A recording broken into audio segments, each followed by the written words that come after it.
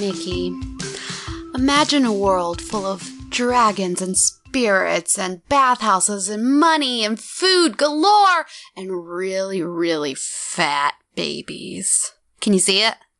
Yeah, I've been to Boys Town in Chicago. Well, BBs, we're going to take you on an adventure today to get spirited away so that you can imagine yourself in this land. I'm Morgan. And I'm Nick. Welcome back to Beauty and the Bitch, guys.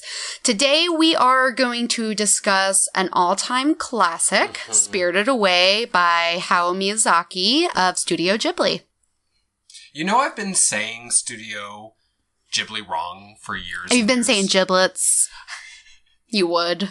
No, Morgie, that is your nickname. I don't call anyone else giblets, just you, baby. Oh, thank you. So I read online it was pronounced Ghibli. Well, it might be, but girl, you know on this podcast, we just pronounce things however the fuck. No, I'm not throwing shade at you. You just said Ghibli, correct? Yeah. And I read online Ghibli, and I've been saying Ghibli. So we're covering all spectrums of, like, right and wrong. Probably none of those are correct. Like, if any of our Japanese listeners would like to weigh in on that and tell us how we're wrong, you can call Mickey at 512. No. Or not, just whatever. And if you would like to reach Morgan, her number is on the bathroom stall. 666. Call me for a good time. Have you ever written your phone number on a bathroom stall? No, but I have written on a bathroom stall. Have you ever written somebody's phone number that you didn't like? Because I have totally done that. Yeah. Feeling like slightly vindictive at like your girlfriend. She did like something mean to you or like your ex-boyfriend or something. Girl, it's going on the bathroom wall. Yeah, and so what you're saying is that you're the reason I got those heavy breather calls for like a good 5 years. Oh, I'm so sorry. This is a very awkward way to tell me about this. In hindsight, we're still friends and I should have thought that through. We are friends, just not best. Yeah, you're my friend, but not my best. Oh. For sure. Like, not even top 5. What if I was an older boy? Oh, all the older boys. The ugly one! We hope you like Homestar Runner. This bit was brought to you by Homestar Runner. I was really happy because yesterday at work I brought up that web series to like a 21-year-old. Teen Girl Squad. I brought it up to like a 21-year-old and I was certain she wouldn't know it. And she totally knew it and I was that's so great. happy. Yeah, it's got, it's still being watched. So. Oh, well, it's still amazing. Are they still making new content? I don't think I haven't looked at that website in a hot minute. You know what? Netflix should bring that out as a Netflix original, like a new season of that. Oh, you could do like a series of like Strong Bad's emails or something. Yes. Okay, wait. So we know the ugly one. Yeah, she's the favorite. The ugly one. Yeah. She's the favorite, least favorite. Sure. So and so. Yeah, who that was I the liked. Prissy one, right? Yeah. Yeah. And who was the one? Was so and so the one that wore the 3-piece swimsuit? Yeah. Which is what I will be wearing a 3-piece swimsuit when we go to the beach next week. I think you could really rock it. Yeah. No, I really feel compelled to make that happen. And then there was the cheerleader. Right? And then... Was that it? No, No, it's funny because the girl we're forgetting is the one who her name has something to do with always being forgotten. She's the one who has the alien friend, and she's like the emo kind of. Wait, so there's the cheerleader, the ugly one, so and so. Who I think so and so is the like prissy, like preppy one. Right? Oh shit! Who's the other one? And then there's that one. Remember, she is her name the other one? Maybe. Fuck, we don't remember. We're the worst. Oh, no. I don't know, but I love Teen Girl Squad. That shit's hilarious. That's so funny. I still quote it inappropriately. Oh, yeah, all the time, of course. When I was in college, my first year, I was in this intramural volleyball team, and I really felt like I had found some soulmates when we were discussing, like, what are we going to call ourselves? And, like, somebody, like, not me, suggested that we should call ourselves Trogdor the Burninators. And I was like, yes to that, and also Friends Forever. Yeah. Yeah. And you're still friends forever with those people, right? We're Facebook friends? Well, the thing is I transferred colleges. Oh, but sure. all those people are very nice, and I still vaguely follow their lives sort of at a distance, creepily, through their window. Don't feel safe. Oh, I never do. Yeah. So, wow, that really took me back. I haven't talked about Teen Girl Squad in a minute. So, other great things that we sort of mentioned. Mickey and I are going on vacation next week. We're going to the beach. Beach.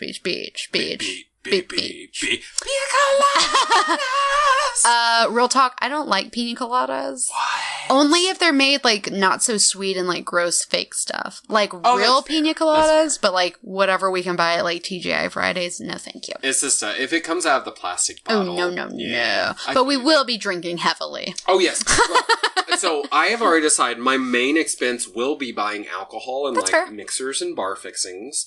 And I want to be able to make a pina colada. Even the cheap one is fine with me. I understand why you don't like it, but I don't mind it, really. And then... it would be really great to know how to make a Long Island iced tea, because I love those. And I don't think they're actually that difficult. They just have a lot of ingredients. I think the internet holds all your answers. I think so, too. My, number one goal is, can I somehow, drink all my drinks out of, coconuts and pineapples? Yes! That's part of it. I want to make fancy drinks. Yeah. I want to bring our cooler to the beach and pull out whole coconuts and stick a straw in it. And, my beverage is already pre-planned. Yeah, but that's in that case, you'd just be drinking coconut milk, though. Well, I could drink that first, and then I could just, hit it with some rum. Now you know what? Maybe we should make one of those watermelon things. You Yes. We should do that. That's a good idea. So, that's the kind of shit that we're going to be doing for our week-long vacation. What we're going to do, I've just decided, I'm going to do it, even if no one else does. We'll buy a watermelon the first 1 or 2 days we're there, and then we'll fill it with vodka or whatever we decide, and then the last night that we actually party, which I don't think will be the last night in town, but the last night we actually party, we can, break that open. Yeah. Oh, because it's got to sit. Yeah, it has to sit for a while. Okay, I see. Great. Yeah, so many of those fun things are in our future. We're going with 7 other friends, so it's going to be a big house full of lots of beautiful people. Oh, I call Stephanie Tanner. I'm obviously Stephanie. Full house! How rude! Oh, who am I? Can I be John Stamos? No. Why not? You're definitely, because of the other people we have. You God think damn I'm not it. You know who you can be? Kimmy. You know what? I see that you're throwing shade there, but I fucking like Kimmy. I'm on Team Kimmy. Everyone's I wish everyone could see me literally pointing and laughing shade. at you. So, I didn't watch the new... Did you watch the Fuller House? Girl, I tried. I could not. I watched But she's in that, right? It's Kimmy and... Yeah. I think so. I hardly remember. I hated it. I don't think I want to be anyone... Oh, can I be Uncle Joey? Dibs on Uncle Joey. That's who I want to be. And I think you might be Uncle Joey. Actually. Depending on the group we're, sorting into the Full House cast, I lean towards Uncle Joey. Yeah. Also, doesn't he have, a beaver puppet? In hindsight, that's uncomfortable. It is. Yeah, he's a lot, more sexual, I think, than we probably read him as children. I don't think I need to go back and watch it. I don't need to be exposed to that. He's the one that song is written about. By Alanis Morissette? Uh-huh. Yeah, supposedly. Yeah. When you feel my nails, what is it? Something nails down your back? Hope you think of me or some bullshit like that. I don't know. And I'm here to remind. Yeah, exactly. That one. That song. Yeah. There's this little bit about that in How I Met Your Mother. Did you watch that show? No. So Robin Sparkles, one of the main girls, you find out later in the series that she was a teen pop artist in Canada, and her name was Robin Sparkles. But even though it was in the 90s, she dressed in all 80s, and her excuse was the 80s came to Canada late. They got it after we did. And she did a vindictive song about a lover, basically, an Alanis Morissette song. And they had all of these famous Canadian guys, and they did a documentary about who is it about? And so many famous dudes were in there. And then the last person they interviewed was Joey from Full House, and he was everyone always thinks it's me. It was pretty good. Nice throwback joke. Wait, what was that? It was on How I Met Your Mother? Mm-hmm. Our friend Sarah, watched that show, intensely. And it's good. I loved it. I mean, I really... I should like it, because I love pretty much all the actors. I will say it went on a little too long, and, like, they kind of lost focus of, like, a lot of stuff, but I still found it incredibly enjoyable, and I loved it. I will say in that show, I knew who I am, and I'm Lily. You're totally Lily. Is that the girl, Bandcamp girl? Mm-hmm. Willow? Yeah, that's me. And Aaron's totally Marshall, who's her husband. Yeah. Totally. We're totally those people. And that's What's-His-Face from Freaks and Geeks, yeah. right? Yeah. And those are good people to be. Yeah. It's oh my God, of completely course. acceptable. Totally. Yeah. Now, a show that I often confuse with How I Met Your Mother is Big Bang Theory. I don't know why I confuse them, but I do. And I actually do like Big Bang Theory. I know a lot of people don't, but I think it's really cool. Oh, really? I think it's like pretty popular.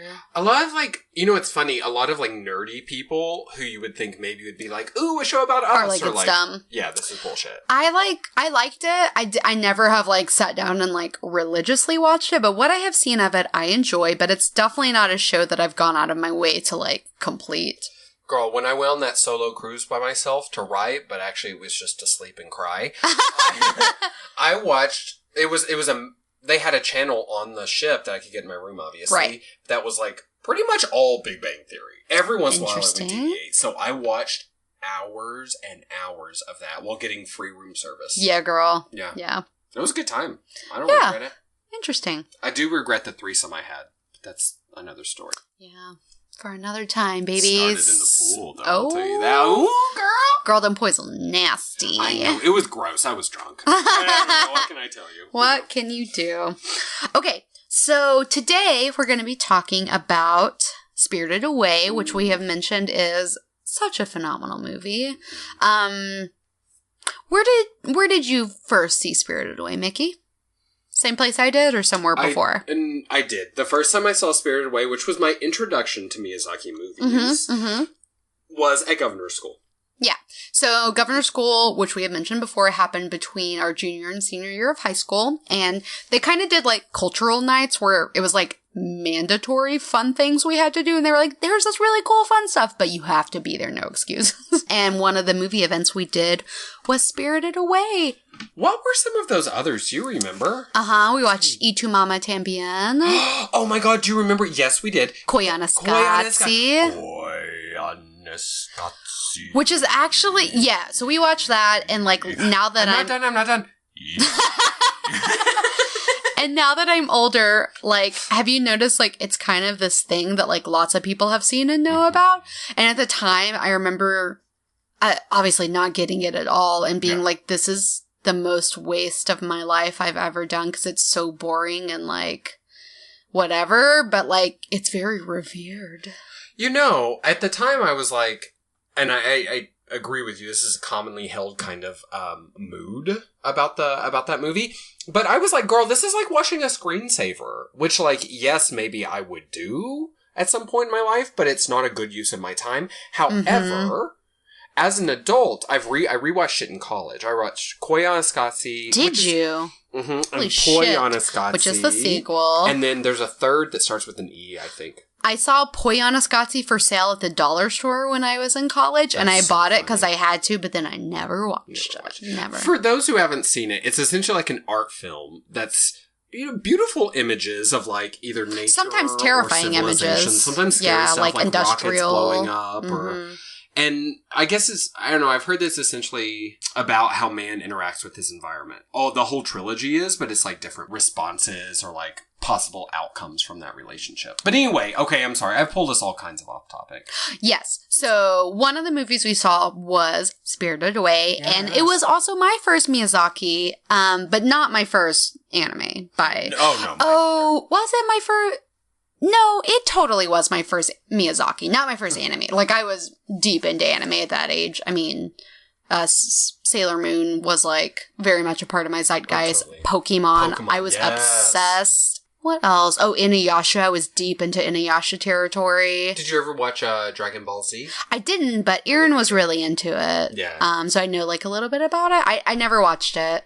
And I was deep into manga. I had read tons of manga. I, like, subscribed briefly to, like, Shoujin Beat, which is, like, a magazine you can get where you can read, like, serial anime or mangas. And, Brittany had so many mangas. She was, like, she wasn't our rich friend, but she was, like, our friend who was, like, well endowed with, like, a manga collection. And so, like, I would, like, you know, borrow those and read all that. Because manga's very expensive. Mm-hmm. Yeah. I mean, I'm very familiar with, like, sitting on the floor of Barnes & Noble to get through, like, an edition of something. Because I can't afford it. They put those chairs around for a reason. They do. They really, I really don't think they mind. No, I don't think so. Yeah. I wouldn't if I owned a bookstore. No, let these poor people come in and get some culture. Come on. Yes, girl. So I thought that, like, I knew a little bit about anime or whatever, of course. And so, like, when it came on, I was excited because, like, I'm always down. But I really felt like there was, like, this piece of my heart that just, like, glowed the entire time the movie was on. Like, it was just such a lovely and, like, innocent and beautiful, like, experience. It's, like, on the top of my list of, like, things to share with, like, any future children that I have. Like, you have to see this and, like, let it, like, resonate with your soul because I think it's so beautiful. Knowing what you know now about, first of all, I agree with you 100%, but we're going to talk a lot about it. So we love it. Knowing what you know now, if you did have a child and you wanted to introduce him to Miyazaki, do you think you would begin with Spirited Away? No. Okay. No. Like Ponyo or something? Probably Totoro. Probably Totoro, because children universally love Totoro. Mm-hmm. And there's a lot of... Miyazaki has a lot of recurring elements in his animes. For example, the soot balls. They're not a huge part, but they're a part of Totoro. And they're a pretty big part of Spirited Away. And, like, you know, you can see them throughout. So I feel like Totoro's a really good, soft, like, base ground for them to start with. Because it's not, like, too much. But also it's, like, weird enough to, like, hold their attention. There's, like, a fucking cat bus that they have to, like, which I find think very about. Disturbing, that cat bus. It's not one of my favorites. I have feelings about it, but I'm not, like, disturbed. But it does, like, make me stop and think for a little bit. Yeah. I think Kiki's Delivery Service is another really good one, especially if you have a daughter. Like, that's a great, like, young child anime. Probably then, like, Spirited Away. I think that's, like, a number 3 for me to show, like, as far as age progression. Now, they're going to be a little older when we watch, like, Howl's Moving Castle, because we need them to appreciate and there's some definite darkness in there. Yeah, it's a little darker. Wouldn't really understand as a child. Yeah. So wait, so Ponyo's not part of your... Oh, Ponyo's up in there for sure. It's not my... least favorite. It's not my favorite Miyazaki, but it is a very child-friendly one. Yeah. It's the one I've seen the least, for sure. Besides, like... His first anime was Nausicaa Valley of the Wind. That was Miyazaki's first. I've seen it maybe once. I've seen it once for sure. Maybe twice is what I guess I should have seen. I might have rewatched it, but yeah. Besides that, Ponyo's pretty low for me. Yeah. Well, you know, I actually pulled together a little top 5 list of my faves. If you'd like to. Perfect. Yeah, you want to, like, grab a cocktail and, like, lay back and... Girl, like, I got a glass of wine right now. Oh, hi! Let's hear it.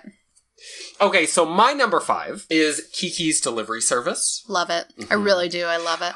And by the way, I'm hoping and assuming that we'll be doing podcast episodes about each of these in the future. I would like to go through definitely, the whole... Definitely, yeah, I would too. I think it's very important. Yeah. Well, for those of you that don't know, Kiki's Delivery Service is about the gulf between reliance and independence in Japanese teenage girls. That's actually how Miyazaki described it. It came out in 1989, and it's essentially about a young witch who moves to a new city and then uses her ability to fly on her broomstick to, you know, be a person who delivers things, to be a runner, essentially. Yeah. Which is baller. Oh, it's so good. But you know what? I have these little blurbs for each of these movies. I think it goes without saying that, like, you're not really going to capture what is so special about Miyazaki by talking about the plot. No. You know what I mean? Yeah. Because there's so much that's, like, between the lines and, like, so many... He does so well, like, scenes with, like, no dialogue. Like, it's just about the anime and, like, the animation and how beautiful it is and, like, how moving that can be. He actually has, now I might mispronounce this, and that's actually going to be a theme probably on the podcast today, but he actually has a sort of a philosophy. It's called Ma, like M-A, I think. Okay. And it's movements of silence that allow space for growth. So he believes that beautiful. every movie should contain those moments of beauty, so that it's not just constant, like, action movie, fucking superhero, blockbuster bullshit. That's so very, like, Eastern wisdom of him as well, because like moments of silence to allow growth is like such a big part of like yoga and like lots of other Eastern philosophies like Buddhism and Taoism and all that stuff. So that's that really like hits home for me. I really Isn't like it that. beautiful? Yeah. And I think that's one of the most important parts about his style are those moments of silence. Yeah. So Oh, I totally agree. Yeah. Yeah. Okay, so my number fourth favorite is Princess Mononoke. Ugh. Duh. Actually, I'm kind of surprised that's not higher up on your list just because I know how much you love that movie and it is a masterpiece. It is. It's so, you know... Oh, go ahead. Oh, sorry. I was just going to say it's universally like known as like people think that's his best movie in general. Well, now, but you know, Spirited Away won the Emmy though. So that's something. The Oscar, something. yeah. Oh, yes, exactly. Yeah. That's something to be considered. But I do really like Princess Mononoke. I think one of the reasons I love it though is because of the way it was introduced to me. Because it was like my second day at college and it was like, I don't know, 9 at night. And I was like staying in my room. I'd been out all day, like meeting people and doing bullshit and whatever. And they actually projected Princess Mononoke on the building that I was in. So like literally like I could hear it really loud because it was right outside. And then I could lean my head out and watch it projected on my building, which was really... It was quite fabulous. Wow, that's awesome. Yeah, and I'd never seen it, but I knew I loved Spirited Away. So Princess Mononoke came out in 1997, and it is classified as, and I think you'll like this, Morgie, epic historical fantasy anime. Ugh. Just like... Brilliant. I know, it's like amazing. a wet dream, isn't it? Yeah, it's so great. It's all about environment and industry, which is a theme that comes up quite a lot. Uh-huh. I don't know if you knew this, Morgie. Do you know what Mononoke translates to? Oh, I don't. It's spirit or monster. Isn't that crazy? So that's not her name. Perfect. She is like a princess, like, I don't know, a princess of the spirits or of the monsters. Yeah. It's pretty fierce. Yeah. Okay, so you think Princess Mononoke would be higher up on your personal list? Is that one, do you think? I thought it would be higher up on your personal list. Well, you might be shocked by this next one. Okay. Because I know it's not one of your faves, but Nausicaa of the Valley of the Wind is my number 3. People love it. It's just, for me, it doesn't speak to me as much as the other ones, but I love that it's on your list. Well, it's classic. You know, some people smell good and some people smell like shit. Well, you just have to be yourself in potatoes, this world. Potatoes. That's what I say. Tomatoes, plantains. You know? Nausicaa in the Valley of the Wind. Because it was one of his earliest like pieces, period, you know? It came out in 1982. It is kind of like, it's not as stunning. The color palette's pretty grim. The animation isn't as, like, rounded and it luscious. looks a lot more like Porco Rosso, which I don't think is on your list probably, but, like, it's a similar kind of palette. Yeah, it's more, I would almost say it's more apocalyptic science fiction than it is fantasy. Like Spirited Away or Howl's Moving Castle. And I feel like the animation really reflects that change. So it is set in a poisonous post-apocalyptic world in the like far future, and essentially it's about Nausicaa, this princess from the Valley of the Wind, who tries to save this race of huge intelligent insects when one of the neighboring kingdoms decide they're going to kill them all with this giant bomb, essentially. So once again, it's about like man versus nature, or how we interact and coexist. Also, she flies around on like a sort of like kite type deal. That's so awesome. It's pretty baller. Yes, and she's got that little like fox thing. Isn't there like a little fox thing? Yeah. So cute. I love it. Number 2 is Spirited Away. Of course, it's beautiful. And you know me pretty well, Morgie. Do you know which one is my number 1? Do you have a guess? Howl's Moving Castle. You're wrong, and we're not friends. No, it is totally Howl's Moving Castle. It's beautiful. Yeah. Yeah. Well, you know, the reason I'm so obsessed with that one, and it beat out like Spirited Away or Princess Mononoke, is because I am sexually attracted to Howl. Yeah. I'm just going to come out and say it. Yeah. I know he's a cartoon. It's possible to do that, and I agree. It's just facts. Girl, I'm right there with you. Yeah. Howl is magnetic. So Howl is this wizard who supposedly in this world like seduces young women and then steals their hearts. as you meet him, he might be a little bit of that in some ways, but he's like a complex character who's like fighting this war, and it's very political. There's tons of magic. Mm-hmm. And my favorite character actually is not Hal, it's the Witch of the Waste. Ooh. I fucking love the witch. She's the villain. Yeah. She tired when she walk upstairs. Oh, yes. I love her. When you first meet her, she's super fierce and evil, and I love that part of her. And then there's a scene where she has to walk up some stairs. Vulnerable. She's a real big lady. Yes. And her physical vulnerability really kind of changes how you see her. And then things happen, and you get to see her in a whole new light, and she's actually very sad and like... I don't know, I have a lot of sympathy for her. So anyway. And in the US version, the English dubbed version of that movie, Howl's Moving Castle, the comic relief, which is the character Calcifer, is voiced by Billy Crystal. I think they did a really great job with casting the voiceover actors for that movie in particular. They did a pretty good job with the other ones, but for that one, for sure. And you guys can see a young Christian Bale voicing over Hal. So sexy. Putting his Batman and Bruce Wayne voice on display when he gets moody. So y'all should check that out. You know what? Can I just throw a little bit of shade at Billy Bob Thornton really fast? Oh, please. Princess Mononoke. Yes. You know, he plays the guy that's like, what would you call him? Like a guidesman, kind of? Yeah, he's horrible. And I hate Billy Bob Thornton in that role. He's horrible. For a second, I thought you were going to say, like, in general. How do you feel about him in general? I don't love him. Yeah. My mom went to high school with him. Mm-hmm. Arkansas. Woo woo. Yeah, she was 2 years under him or something. So maybe I should like him because he's kind of like a hometown hero, but no, I'm not a fan. He doesn't do, was it Bad Santa? Something? Oh, people like that movie, but it made me really sad. Well, he's like a horrible, alcoholic, disgusting person, right? Yeah, like, no, I have no interest in that. Okay, so when you think about an anime movie, like the kind of one of the first things in animated anything that I go to is like, how is it made, right? Mm-hmm. And like, what kind of money does that cost? Like, I just have no concept of it. And Miyazaki famously prefers hand animation, and any films that come out of Studio Ghibli, he requires that they have like less than 10% of computer animation. It has to be like very authentic, which we're not really doing in like the States, like what we do with like Pixar and all the Disney movies that come out. Yeah. That's what I always think of. Yeah, stuff like that is a lot of computer generated stuff. So because it's hand drawn, the budgets are smaller, but they're not as much smaller as like you would think. So the production budget for Spirited Away was $19 million. So that's not crazy. No, well, think about the season of Westworld was $100 million, right? Yeah. So that kind of puts it in perspective. Yeah.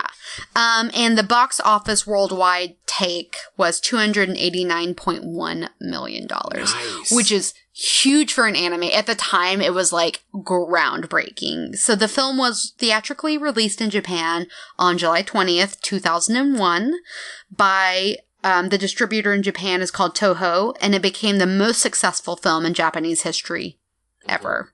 It beat out Howl's Moving Castle and Titanic, right? Yeah, isn't that crazy? Yes. Yeah. So people accepted it really quickly. It was really well loved. Disney purchased the rights to like adapt it or whatever to the US. I have a couple other facts here. Would you like to hear? Of course. Educate me. So it did win that Academy Award for Best Animated Feature at the 75th Academy Awards, making it the only hand-drawn animated film that had ever won Best Animated Film. That was a fierce little finger point you just did there, the Morgan. Only one. No one can see it, but Morgan just drove that point home with a small but authoritative finger point. I do have small fingers. Yes, but it was good. So the way that Disney won over their rights to have the distribution for the US, they beat out some other companies that were vying for it. They invested 10% of the cost into the production of it, so they got in like on the ground floor. Yeah, and that was the first Studio Ghibli movie to come. Like, Disney was the only company they ever actually decided to work with as far as distribution. So I think it was a good move for them. I think so too. Well, it was a good move for us. That's how we know about it. Back before Spirited Away, I mean, there's a reason. Even though we were kind of into this world, we didn't know about these movies because they were actually quite hard to get, and there were no dubs, so you had to watch them in the original Japanese. Well, so that makes sense. That would change things. Yeah. So, anyways, it's obvious that we love the movie. I feel like we've already expressed that pretty deeply in the first 30 minutes. So, what do other people think about it? Oh, Lord. So, on Rotten Tomatoes, Spirited Away has a 97%. This is the second highest rated movie we have covered right after our last episode, which is The Wizard of Oz. Oh, wow. Yeah. So it is a classic. It's a classic, for sure. IMDb was a little harsher, giving it an 8.6 out of 10. But, in general, it's an A-plus movie, and the world thinks so. Okay, so just a brief overview of Spirited Away. Spirited Away, just like many Miyazaki films, is a very female empowerment-centric tale where our heroine, Chihiro, is kind of like, she's out with her parents, they're like moving to a new place, she's nervous about that. They get lost, they find this little detour, and they're like, oh, what's on the other side of, like, this deep, scary tunnel? And Chihiro's like, nah, bitch, let's not do that. And her parents are like, we're going with or without you, which, like, first of all, what? Parenting skills? Losing. Her parents are very problematic in general, I think. For sure. But then so is she at the beginning. She's hardly a winner. She's pretty whiny, not very mature. I agree. Just sullen. And so she crosses over through this barrier, and it brings them into this spirit world. And basically the whole movie is the culmination of her adventure to get from that side of the wall back to the other side with her parents in, like, one piece. And so I read that Miyazaki's biggest difficulty in making this film was to reduce its length. Because when he originally made it, it was something like 3.5 hours long. And they were like, well, what can we cut? And, like, what can we fine tune to make this, like, more cohesive and, like, more accessible for people? Which I totally feel him, because I feel like there's so much that you could say about this, like, essentially, like, this wonderland of adventure that's out there. Oh, yeah. Well, and we literally spend the entire movie in what is essentially, like, 3 blocks and 1 building. Except for near the end, she goes to visit another witch. But I always felt like that part, it felt like stuff had been cut out. It was like we were going into another world. I agree. Like, there was suddenly mist everywhere so that nothing had to be defined along the edges. And I was like, I wish she had... It was like her Yellow Brick Road. Kind of. Yeah, exactly. And I would have loved to have seen more of the world. So, speaking of Yellow Brick Road, this movie is often compared to Alice in Wonderland and The Wizard of Oz for the journey that she's on and kind of the way that she has to get to there. And I would say, too, the age of the female protagonist, yeah. right? Because Chihiro's like a young... Actually, Miyazaki said that he wrote Spirited Away specifically for 10-year-old Japanese girls. Yep, he was like, there are not movies out about these girls. And Dorothy, she's older in the movie, but in the book... She's only like 13? Yeah, or like maybe like even 11. Yeah. Like she's young in the first one. And then, what was the other one you said? Alice in Wonderland. Oh, Alice is like, what? Young? 9, 10, 11? She's very young. And so it very much embodies kind of those ideas and similarities. And what do you think about that? Like, what are other... I'm trying to think of, like, obviously the comparison makes sense, but, like, what specifically, besides that she has a specific path that she has to follow at some point, a la the Yellow Brick Road. There's an evil sort of person, the evil overlord that she kind of has to, like, live under. Yubaba. Yeah, I mean, evil witches, are definitely, like, something they have in common. And she collects, like, in each case, she collects, like, a group of companions. She does have companions. Maybe Actually, a little bit less so in Alice. When she goes to visit Zeniba at the end on the train, her companions are a giant fat baby named Bo. Who's been turned into a tiny hamster, right, at that point. Yeah. A No-Face, a once bad spirit turned, like, confused and lonely and lost. Maybe sweet, but also creepy, you can tell. And that little... it was like a bird with no, it's like a fly. Yubaba's face, but now it's like an adorable little fly thing. And then that's it. Is that it? Yeah, she doesn't take Haku because he's sick. Yeah, Haku's sick. And then they meet that little lamp on a foot. Yes. And that's like they become friends too. Yeah. Yeah. But she's got a weird like collection of friends, but it's not so different from like the Scarecrow. She's very like Dorothy in that she, and Alice, that she wants to, when she meets these weird people along the way, she wants to fix their problems. She wants to make it right for them. So much that she will even give up her own freedom to, like, right their wrongs. Which is really sweet, and I love that. And I feel like it's such a positive influence, a la Dorothy and Alice, for, like, young girls to have. And that reminds me, Morgan, I totally agree about them being a good influence. I think something they have in common is they all, at the end, leave the world, too. Yes. You know what I mean? Yeah, she gets out. They mature there, and then they leave. So it's very much like a hero's journey. I wrote down a lot of themes that I kind of wanted to discuss, and one of them is the coming of age story. So Chihiro really comes into her own throughout this. Like you mentioned at the very beginning, she's a really whiny little kid. But at the end, she's a very grateful, very humbled, like very mature little girl who just feels like blessed to like move on. I always think of, when you think about her maturity, that scene where she's running down the stairs, those really steep stairs. Yeah. I know that for a lot of people, that's like a traumatic scene because it's quite scary. Yeah. For me, too, for sure. I mean, like, ever since that scene, like, I will always use the handrail because, like, girl. It just gives you, like, vertigo, like, looking at it. And that's kind of one of those scenes where there's not a lot of dialogue and she spends a lot of time, like, at first, like, inching down the stairs, and that takes a long time, and then she fucks it up and she just runs down them. Yeah, she just runs, falls. Ugh. But, I mean, pretty much immediately after that, she starts doing things like running from and avoiding No-Face when he becomes a horrible monster with a giant mouth. And like cleaning the river spirit who has that bicycle stuck in him amongst 1,000 other things. Like, she does all of these incredibly difficult and dangerous things without all of that fear and trepidation. Well, she's scared, I guess. But she grows and she's able to sort of tackle those challenges. I mean, she goes to visit Zaniba, no problem. Yeah. And the little girl who started that movie could not have just done that. There's no way. Yeah. Yeah, she really grew. She did, yeah. Have you heard, Morgie, the, well, this is a dark turn here, but the theory that Spirited Away is actually at least partially about child prostitution? It sounds like vaguely familiar, but like, I don't know anything about it. Well, let's forget what you know about Spirited Away and let me tell you a story. Okay. I want you to imagine a young 10-year-old girl and her parents go to a place. Her parents give in to certain desires that they have and rack up a big tab and get themselves in quite a lot of trouble with some very powerful people. And they are not able to go out and make money or like save themselves, and it falls to their single youngest daughter to like try to save them and fix the problems that the parents have made. And how does she do that?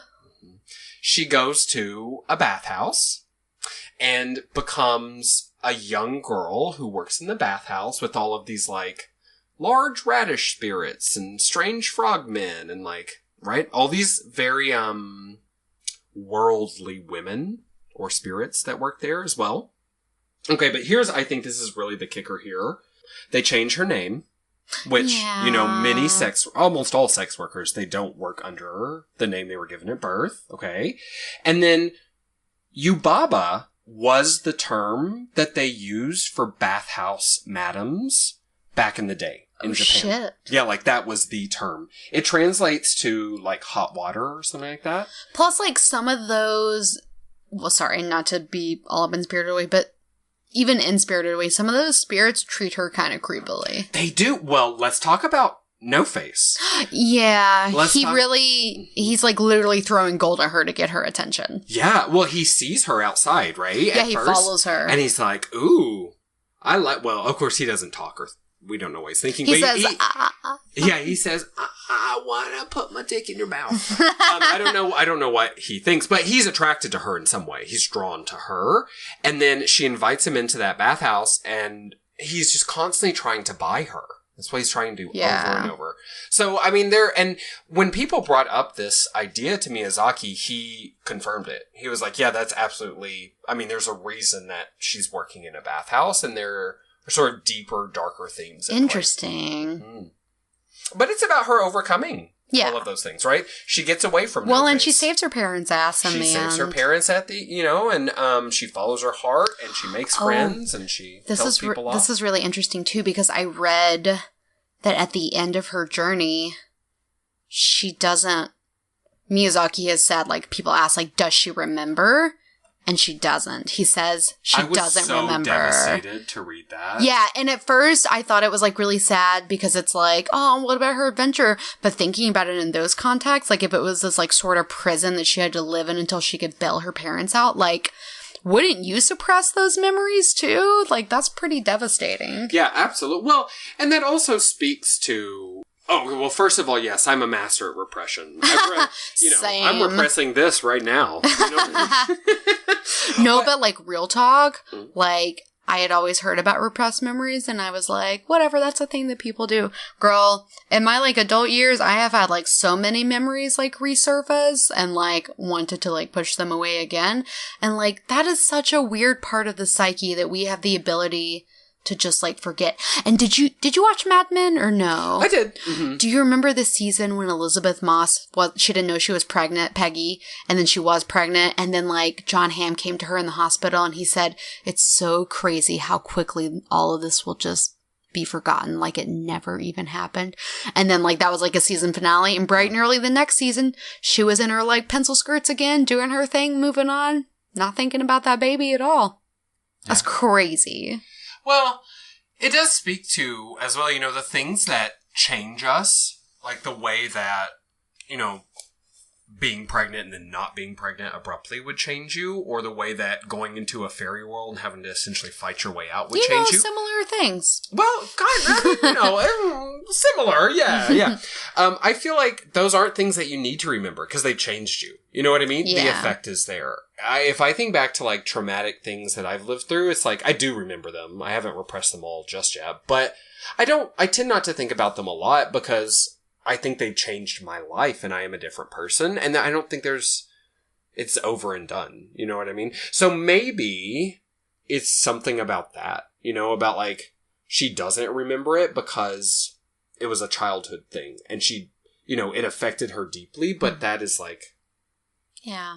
You know, childhood things tend to fade sometimes. Even the most, like, beautiful and expansive ones, so. That's a lot. I know, we went deep. I got chill bumps. What do you think about, I've heard this, like, kind of phrase before, that Miyazaki is kind of like an anime gateway drug. So, like, if you weren't a child that was exposed to anime, that when you see a Miyazaki film, you usually love it, and it becomes, like, kind of your gateway to like finding all these other really great and amazing things that are out there. I think that's very true because one, Disney distribution, that's a huge part of it. They're just more available. Two, though, the way his movies look, in my personal opinion, are the apex of what animation can look like so far. I mean, there are different styles that I also enjoy, but it's so lush. It's stunning, you know, the way they create films. So I think that's a big part, because that will draw you in. And then once you've seen the best, you can go on to watching, you know, Inuyasha. Or something that has, like, good art, but, like, not luscious, gorgeous masterpieces every second. You know? I find also that, like, anime tends to be a thing you have to see to realize you even like that kind of thing, because the word itself can be a turnoff or, like, a deterrent for, like, other people. They find it, like, unattractive, or like often people associate anime with hentai, which is like anime sex porn. Like honestly, like sometimes people hear like, oh, you like anime, and they automatically don't think of any other thing except that you watch like cartoon characters having sex. Ignorance. That's pure, not even shade. That is pure ignorance. They just don't understand what the word means. That's real life though. And like other like adults who like weren't exposed to it, never got into it, like they're reluctant to show that kind of thing to their children because they don't, like, know if it's wholesome. It's from another culture. Like, what are their values? Like, you know, that kind of stuff. So I think that people who can get their hands on anime, or if you can share Miyazaki specifically with other people, I think you're really doing a service to the world, because there's so much untapped good morals and like great fantasy stories, like things to really get kids' imaginations going, especially with Miyazaki. Like you said, that cat bus in Totoro is like horrifying for you. But I mean, for like a child, like it must be like mystifying to like, you know, oh, I never thought of like an animal could be a bus, and like where could your imagination go from there? I think it's really important stuff. Yeah. Well, and you know, it also is quite helpful because it is family friendly. It is compact, right? These are movies. These aren't like series of 48, you know, episodes. And anime can be anything, right? That's the funny thing about anime that I think until you start to kind of dip your toe in, you don't realize it can be serious, it can be sexy, it can be conservative, it can be liberal, it can be a movie or a TV. It's just it always has a message, though. Yeah. Yeah, there's no purposeless anime. The way there's like nonsense cartoons out there, like that doesn't exist in anime. Like there's always something to it. This has nothing to do with that, but I just thought of, did you ever watch Sailor Moon? Have you ever seen that? No, I missed out on that. One thing you ever know about the Sailor Scouts is it takes them 30 minutes to transform into their, like, sailor outfits before they can go, like, fight crime. It takes them fucking ever, which is, like, Aaron's number one problem. He's like, no, I will not be watching that. That's ridiculous. It's so cute, though. But I saw this, like, video of Iron Man. Like, if Iron Man took as long as, like, Sailor Moon to get ready for battle, and, like, they have all these, like, twirls and, like, hand flares and, like, different things they do and, like, glitter that throws in the air. And it took Iron Man 3.5 minutes to get ready. And he died. Oh, no, he was murdered by the villains he was fighting. So, that's what's happening there. I think that's hilarious, though.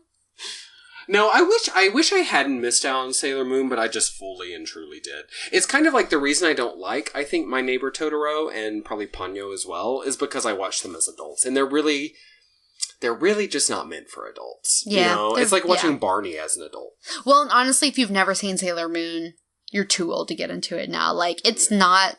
Like, I recognize that it's not the quality of content of, like, something I should be consuming, but I have, like, nostalgia about it. Oh, of course. Oh, I feel you. I tried to do that with Power Rangers recently, which is another Japanese import. Does it hold up or not hold up? No, 0%. That was horrible. Oh, there's a new movie out. I forgot about that. Yeah, which I want to go see. I've heard good things about it. Yeah. Okay, another thing that happens in animes in general, but a lot in Spirited Away that I want to talk about is... anime food. Is anime food not the most delicious looking food that has ever existed? Especially in Miyazaki. Everything he really goes all out. And it all has this weird but delicious looking like Jell-O consistency. Like everything seems to be it's all like wobbly. Yeah. Yeah, and people can just go... And, like, the way they eat their noodles. So the scene kind of in the beginning where her parents stumble upon this buffet of food. Girl, I was right there with him. I was I'm hungry. That looks great. And, like, they have this ability to, like, use their chopsticks to shovel, like, 12 things on their plate at once. And then the noodles just go straight from the chopsticks to the mouth. Yeah. And then, like, the noodles never quit coming. And it just... It looks amazing. So it's a real art. Yeah. It really is. Well, I mean, just all the dumplings and the puffs and like all these different shapes and, you know, I don't eat a ton of Japanese food specifically, so I wasn't able to be like, that's like a pea pastry. Like, I don't fucking know what that shit is. But I will tell you, with a very few kind of weird seafood exceptions, everything in that movie is something I want to cram in my mouth. Yeah. Including, for the record, Haku. Oh, girl. He cute. Yeah, when he's a god. So, yes. I eat a lot of Asian food, and, like, I'm sure a lot of that does correlate, but then I think foods have been created to be based on anime foods, like, just to, like, capture that same, like, essence or whatever. No, I have no problems with that. In fact, I fully support that. Yeah, so That's where I want my tax money to I think anime food in general is just interesting and also, like, makes it impossible for me to not have a snack while I watch it. Well, you know, and it's interesting, too, because I don't know if this is maybe just, like, a basic bitch kind of thought, but eating is a big part of many Miyazaki movies. Yeah, it is. Especially in Spirited Away. It's a big part of Japanese culture. Eating. Oh, is that... Do you think that's why? Yeah, so much of, like, cultural inspiration? Joining together and different things, like, is centered around, like, meals. But it's interesting, though, because it's generally a positive part of culture, right? It's something beloved. But, like, in Spirited Away... the parents, when they eat, they fuck everything up, get Sure. turned into pigs. And then when No Face becomes the worst part of himself And he or whatever. eats people. And he eats everything, Yeah. girl. Do you remember? He's like, and his mouth is massive and scary. I also feel like Morgan-esque. I feel like, is it somehow like a commentary on America? Because like the parents turn into like literal pigs, and then No Face eats like so much that like he's not better or nicer until he throws it all up again. I don't know. It's weird. You know, that's really interesting. That's that question of like, what does No Face represent? Yes. And I have to tell you, girl, I really tried to find the answer to that, and it is it's not particularly easy to answer because Miyazaki, at least from what I could find, I don't know if you found anything else, he doesn't really define who or what No Face is. I will say I learned that he's really not based on any specific Japanese creature. Right. Right? There's not like the myth. There are like creatures like him and similarities, but No Face himself doesn't really exist. So Miyazaki refers to him as Konashi. And what he says is he is a metaphor for the libido that everybody secretly harbors. Which means somehow at the same time everything and nothing. I feel like mostly what I read about it is that he's kind of perceived as like the idea of like greed. But how is he suddenly just not greedy though? Because like he gets so sweet at the end. How indeed. Right? Because I saw a lot of people say greed too, and I certainly get that. But it's interesting, he doesn't really get super greedy until he starts eating the workers at the bathhouse. True. And then he takes on their traits. But it's almost like he consumes because he thinks that like he like has to do it. That's what's going to make it better. That's like the only option. And then when he makes like, because also constantly Chihiro is like ditching him. She's like not making a connection. And then like when he's finally able to like come back to like a zen place, it's because he's made a real connection with her. So maybe it's this idea of like greed, like feeding yourself with like things you don't need because you think it'll make it better, when really all you need is like real connection. That's so interesting. You're right, because she gives him her only gift, essentially, right? Yeah, she was saving it for her parents. Nugget, to detox her parents, she gives to him instead, and that's a huge gift. Yeah, I mean, it's that's very a selfless life-changing of her. gift. Yeah, she's a good person. Yeah. Well, I was thinking. Actually, I'm not going to front right now. Someone online said, and I agree with them, that another possible kind of translation of No Face is that he's like the human spirit. Because before he comes into the bathhouse, he's quite pure, quite innocent, quite sweet. But the minute he gets surrounded by greed and hate and shittiness and all the things that the people in the bathhouse represent, he becomes all those things. But then when he gets back out, through Chihiro's help, he's sweet again. Right? So I thought that was interesting. There might be something there. And then, I don't know, maybe this is because it's my personal obsession, but I thought he might represent love as well. Because when he first meets Chihiro, he's so sweet and innocent, and he makes those little cooing noises, and like follows her around, but he's like not really creepy yet. He's not aggressive. And then she's like sweet to him. She lets him in the bathhouse, invites him in, right? Even though he doesn't really belong there. She thinks he does. And then once his love is not reciprocated and he's left to sort of like gnaw on his love by himself, he becomes more and more and more horrible. Yeah. Until she does something that really is an act of selfless love, and that kind of like washes all that away. So I think that might be part of it, definitely. too. I think love and friendship and trust are like really big themes that are just like interwoven throughout all of the characters, and Chihiro's ability to love and to trust and to accept friendships with these crazy people it changes their lives for sure. Like she's so pure almost that it's like the thing that they're all missing. I mean, she changes like Lynn's life, who is the like she's not like the madam. I mean, she's like the lady who like runs the other. She's the supervisor. Yeah. Yes. And she like takes care of Chihiro. She changes my favorite character, Kamaji's life. Oh, you like Kamaji? I love Kamaji. Like, Kamaji was just like a grumpy old man, and then like Sen like softened him. Mm-hmm. And like he lied for her to get her a job, and he like continued to lie for her, and he sent her in the right direction, and he gave her what she needed. And he was just an old miser before. And of course, she changed Haku's life. She brought him the ultimate gift of like remembering who he is so he could be free. She changed Yubaba's life and Baby Bo. I mean, she really just like came in and just like had so much like trust to share. It just like really opened everyone's hearts, I think. Yeah. I feel like I am the Chihiro of your life, and I'm really working, Morgie, to change you from a horrible girl, you old no-face motherfucker bird into a cute little mosquito I could just snip.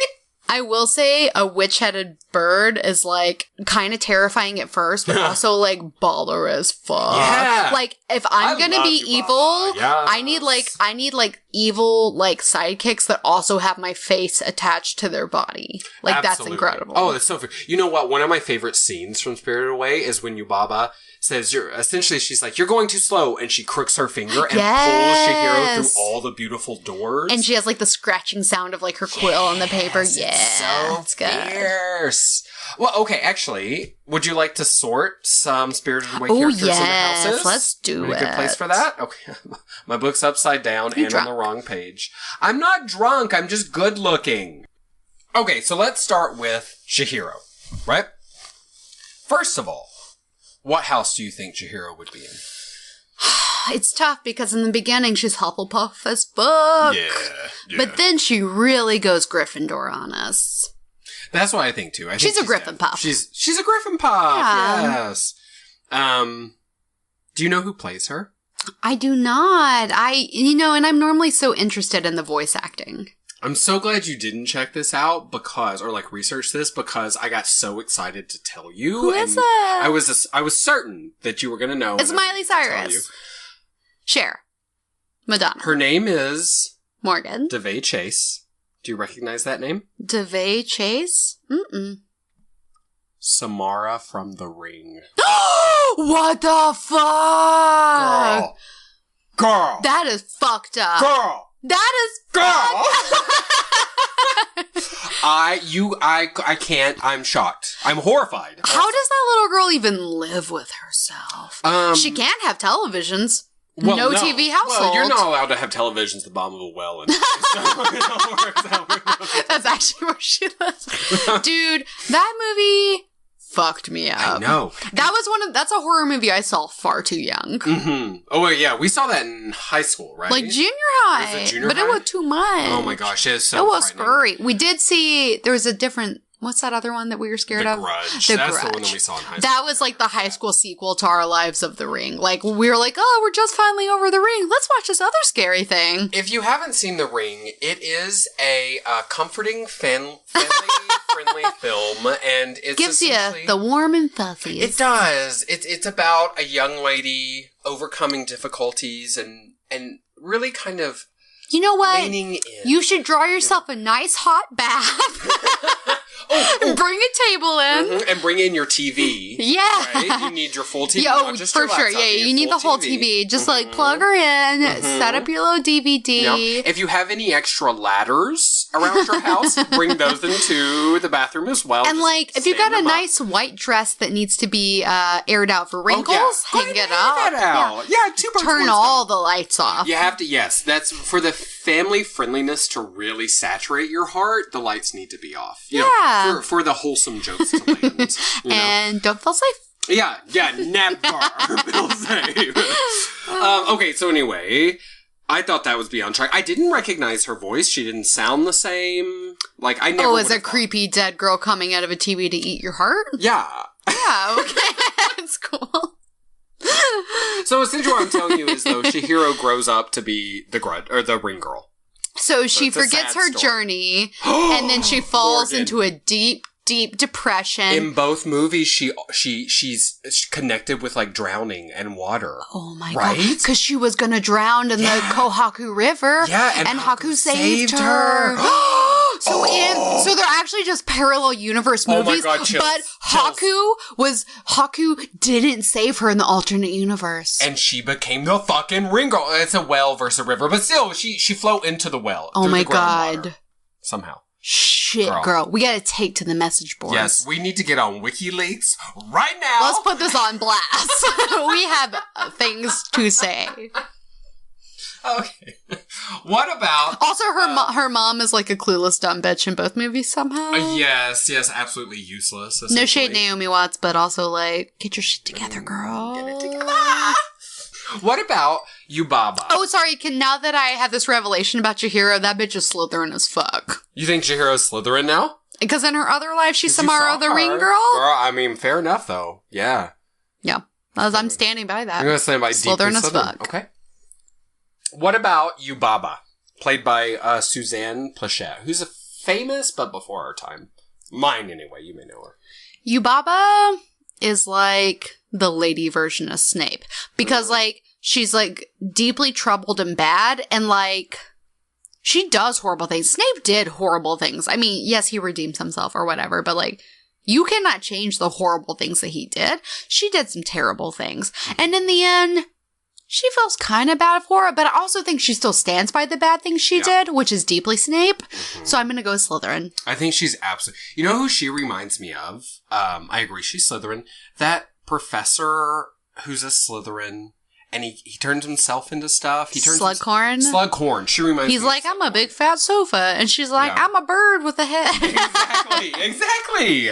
She's essentially Slughorn. That makes sense. Baba. They would be a disgusting couple. Ugh, love it. So fierce. Okay, so what about Zeniba then? Who is kind of a mystery to me, I'm not gonna lie. She's the twin sister of Yubaba. Her name translates to Money Witch. I agree she's a mystery, because, like, she's not necessarily bad, though she has done some bad things. Like, that time little slug thing, and... That time she almost killed Haku. Mm-hmm. I don't know. She's also, like, pretty smart, though, and she likes to be isolated, so I almost think she's, like, more of a Ravenclaw because of those kind of qualities. I think you're totally right to pick out the isolation. I totally agree with that. Yeah. She's definitely not a Hufflepuff. No. There's no indication she's a Gryffindor, so it's really between the two. Yeah, I think I'm going to Ravenclaw for sure. That's strong. Okay, what about the dragon himself, Haku? Haku is difficult because he's so misunderstood. I know. Which is... Even by himself? Yeah, I love him.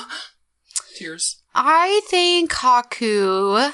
I don't know. I'm really conflicted. I would love to hear your thoughts on Haku. I think that Haku is a Gryffindor because he is very brave and very courageous.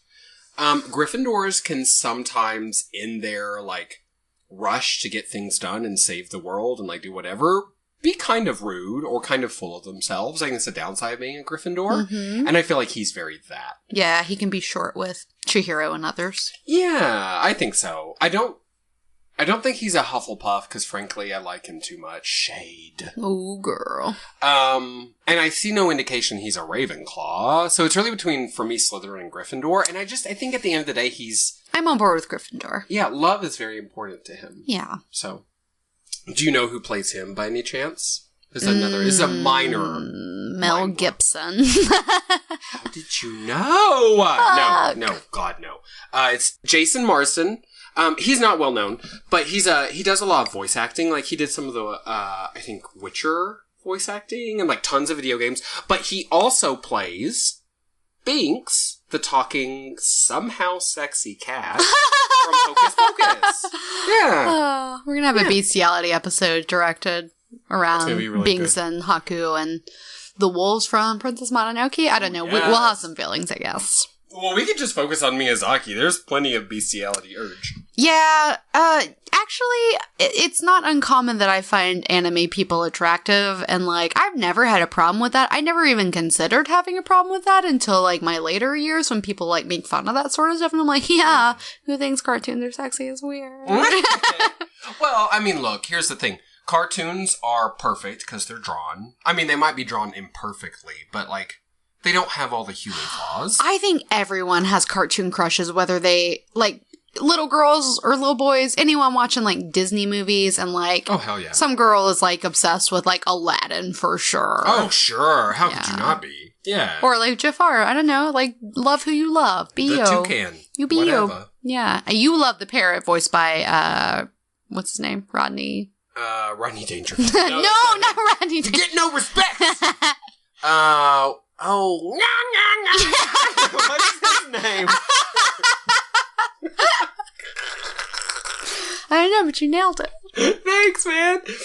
His name is Gilbert Gottfried. What I say? Gilbert Gottfried. I'm Gilbert Gottfried. Yeah. Love it. There was, I'm, like, obsessed with Last Week Tonight with John Oliver. Mm-hmm. And on, like, 2 episodes ago, he did a whole episode about Ivanka and Ivanka Trump and Jared Kushner. And, like, what do we actually know about them? And he was, like, talking about Jared Kushner. And he was like, no, really. What do we know about him? I bet you don't even know what his voice sounds like because he never speaks. And he was like, we found this old footage, so we're all going to find out. And they played the clip, but they dubbed in Gilbert Gottfried on top of it.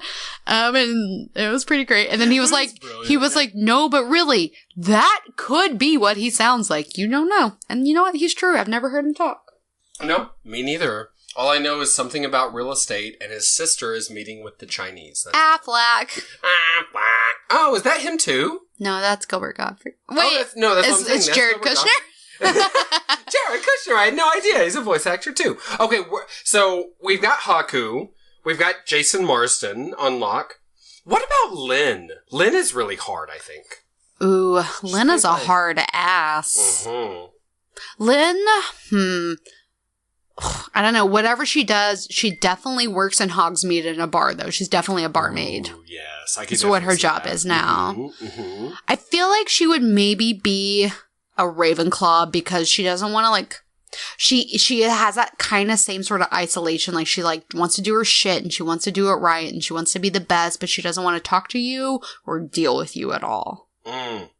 Yeah, I totally agree with that. I could see her as a Ravenclaw. To me, it's either Ravenclaw or Slytherin, I think. Yeah, yeah. She might be a bit of a Slytherclaw. Yeah. Because she's kind of rude when Chihiro first gets, like, assigned to her. Oh, but, she I was. Mean, but, like, wouldn't you be? I'd be like, it's like a new burden. Yeah, like, I have to train this silly... Here's a, like, news announcement. She's not even from this world. So Girl. This is going to be difficult for me, you know? And she smells like a human, which, if you're any indication, it's not pleasant. You're just always being so rude for no reason. What? But that people can't see that you just stabbed me. Well, the people don't need to see it. Oh, help me. He is dying. Quickly, though. Okay, what about your fave, Kamaji? Voiced by David Ogden Stiers. Kamaji is a super Hufflepuff. Yeah. And he just lives in, like, his little dark, damp, like, place with all his little soot balls, and he gives them, like, a little candy. Yeah, and he likes hard work. Like, he's willing to work really hard. Mm-hmm. And he looks like he would probably be good at herbology. Like, it's totally him. Yeah, it's him. I love him. And he's essentially, like, the secondary kitchen, right? Because he's working with ingredients. Yeah. But it's like ingredients for a bath. And I love his little herb cabinet. Well, his enormous herb Giant. cabinet. It's beautiful. Okay. And I love how, like, his arms extend so he can, like, reach the top shelf. Because that's a thing that I wish I could do, you know? See, I love / am afraid of that. Yeah. I find that a little bit creepy. It is creepy. He is creepy, but he's so, like, grandfatherly. Yeah. Is that why you feel connected to him? Because you're both grandfatherly? Yes. Yeah. Yes. I like your whiskers. I shaved my mustache again. I can't believe you would bring this up. You know what? I actually totally forgot that we even talked about that. Whatever. I did! I just like to insult you. Okay, last but not least, these are going to be maybe hard or impossible, okay? Impossible. Bo, the baby, and Kashira, who are the 3 green heads. Do you remember them? That thing's mega creepy. I know, and what the fuck is the point of that thing? That thing lives in Borgin and Burkes and is not in Hogwarts at all. Not in school because it's dumb. Mm-hmm. Bo the baby is like the Malfoys' like Narcissa had an affair with, like, some other stupid Death Eater, and, like, that's her stupid baby that's, like, rude and unnecessary. Like Goyle's father or something? Yes, yeah. Goyle's father, for sure. I love that. That's so true. But can anyone tell me what the fucking point of Kashira is? I mean, it gets turned into the baby, so it serves a plot point. Is it some Japanese thing? Now, maybe. I tried to find that out, and I couldn't figure it out. I agree. It seems, like, strange and, like, weird. Like, it's in place of, like, a pet, almost. Like, these 3 weird heads instead of, like, a dog. You're right. It's like, that's a really good way of thinking of it. Like, Bo the baby is, like, Yubaba's son, right? Like, that's family. But then the little witch-headed bird and the 3 heads are kind of like pets of hers. Yeah. Right? And she's a shitty pet owner. She is. She's also a shitty mother. She is, though I do love all those big pillows in the nursery. Oh, man, it looks cozy as well. Doesn't it look so comfy? Yeah. I would be a giant baby, like a giant baby, if I'd grow up. You're wearing a diaper right now. Morgan, it's only because you stabbed me!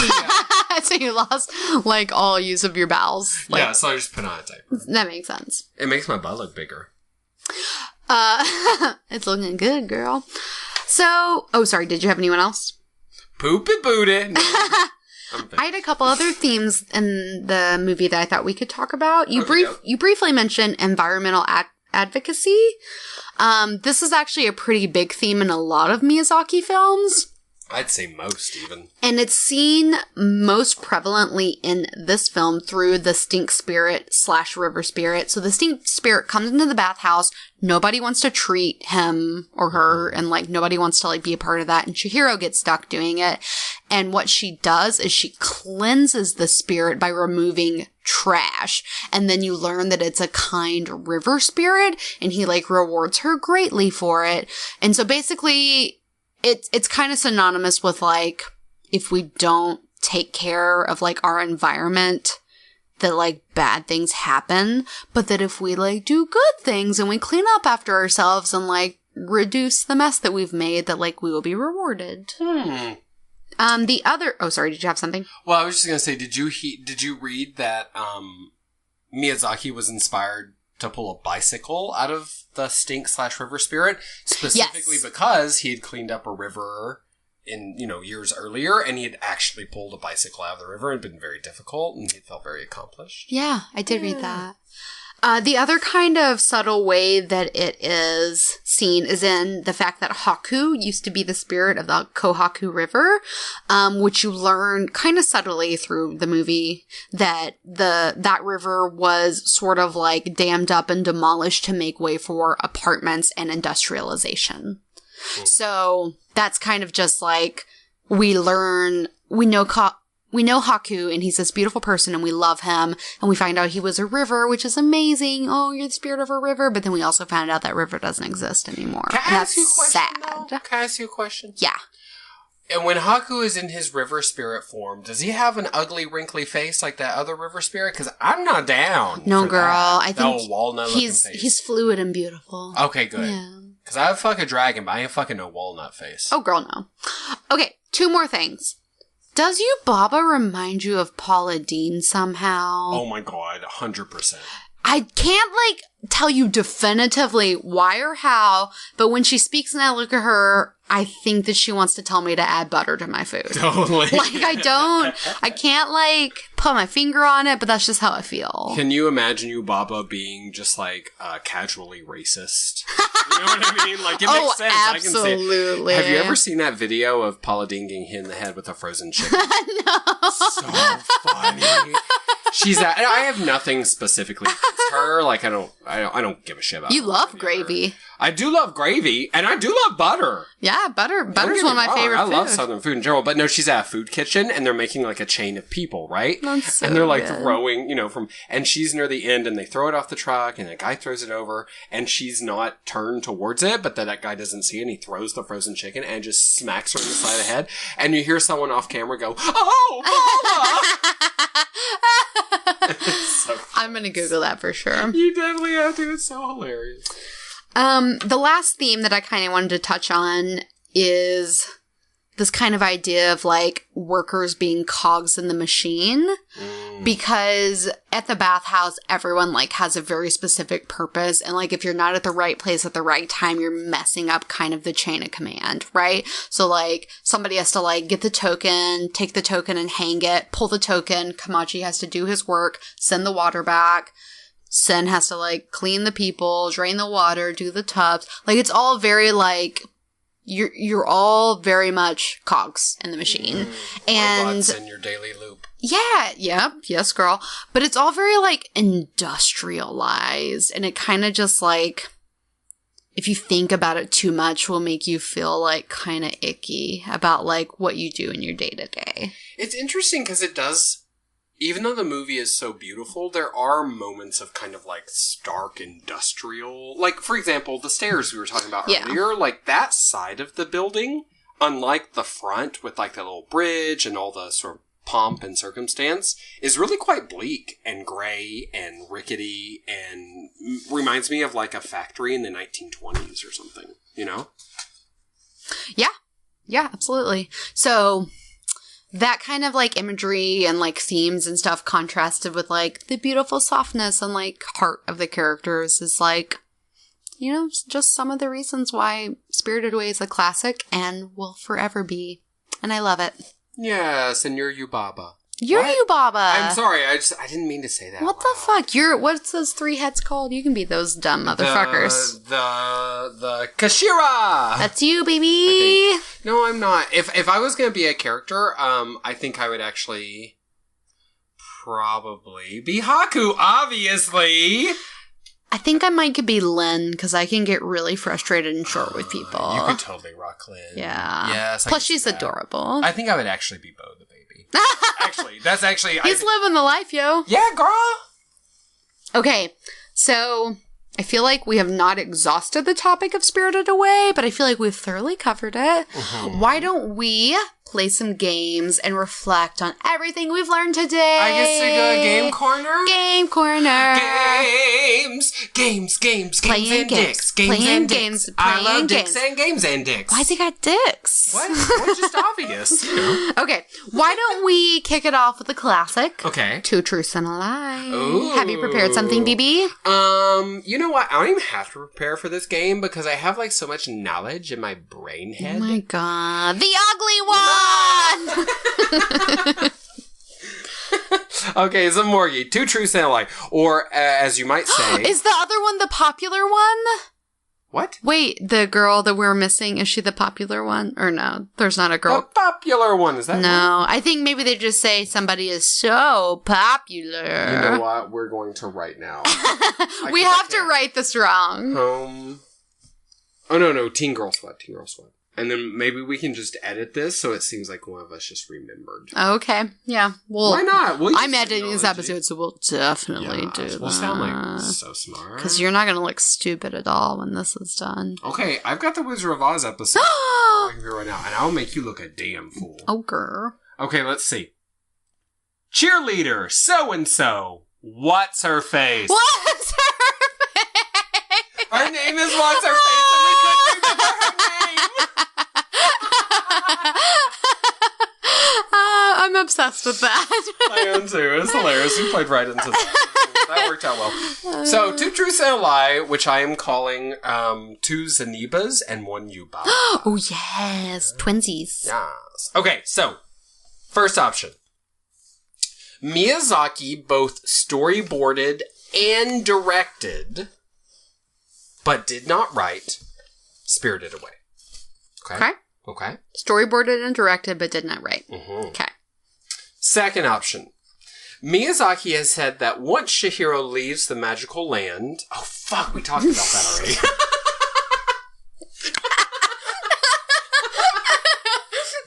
I legit just did a spin take. I know, I love it.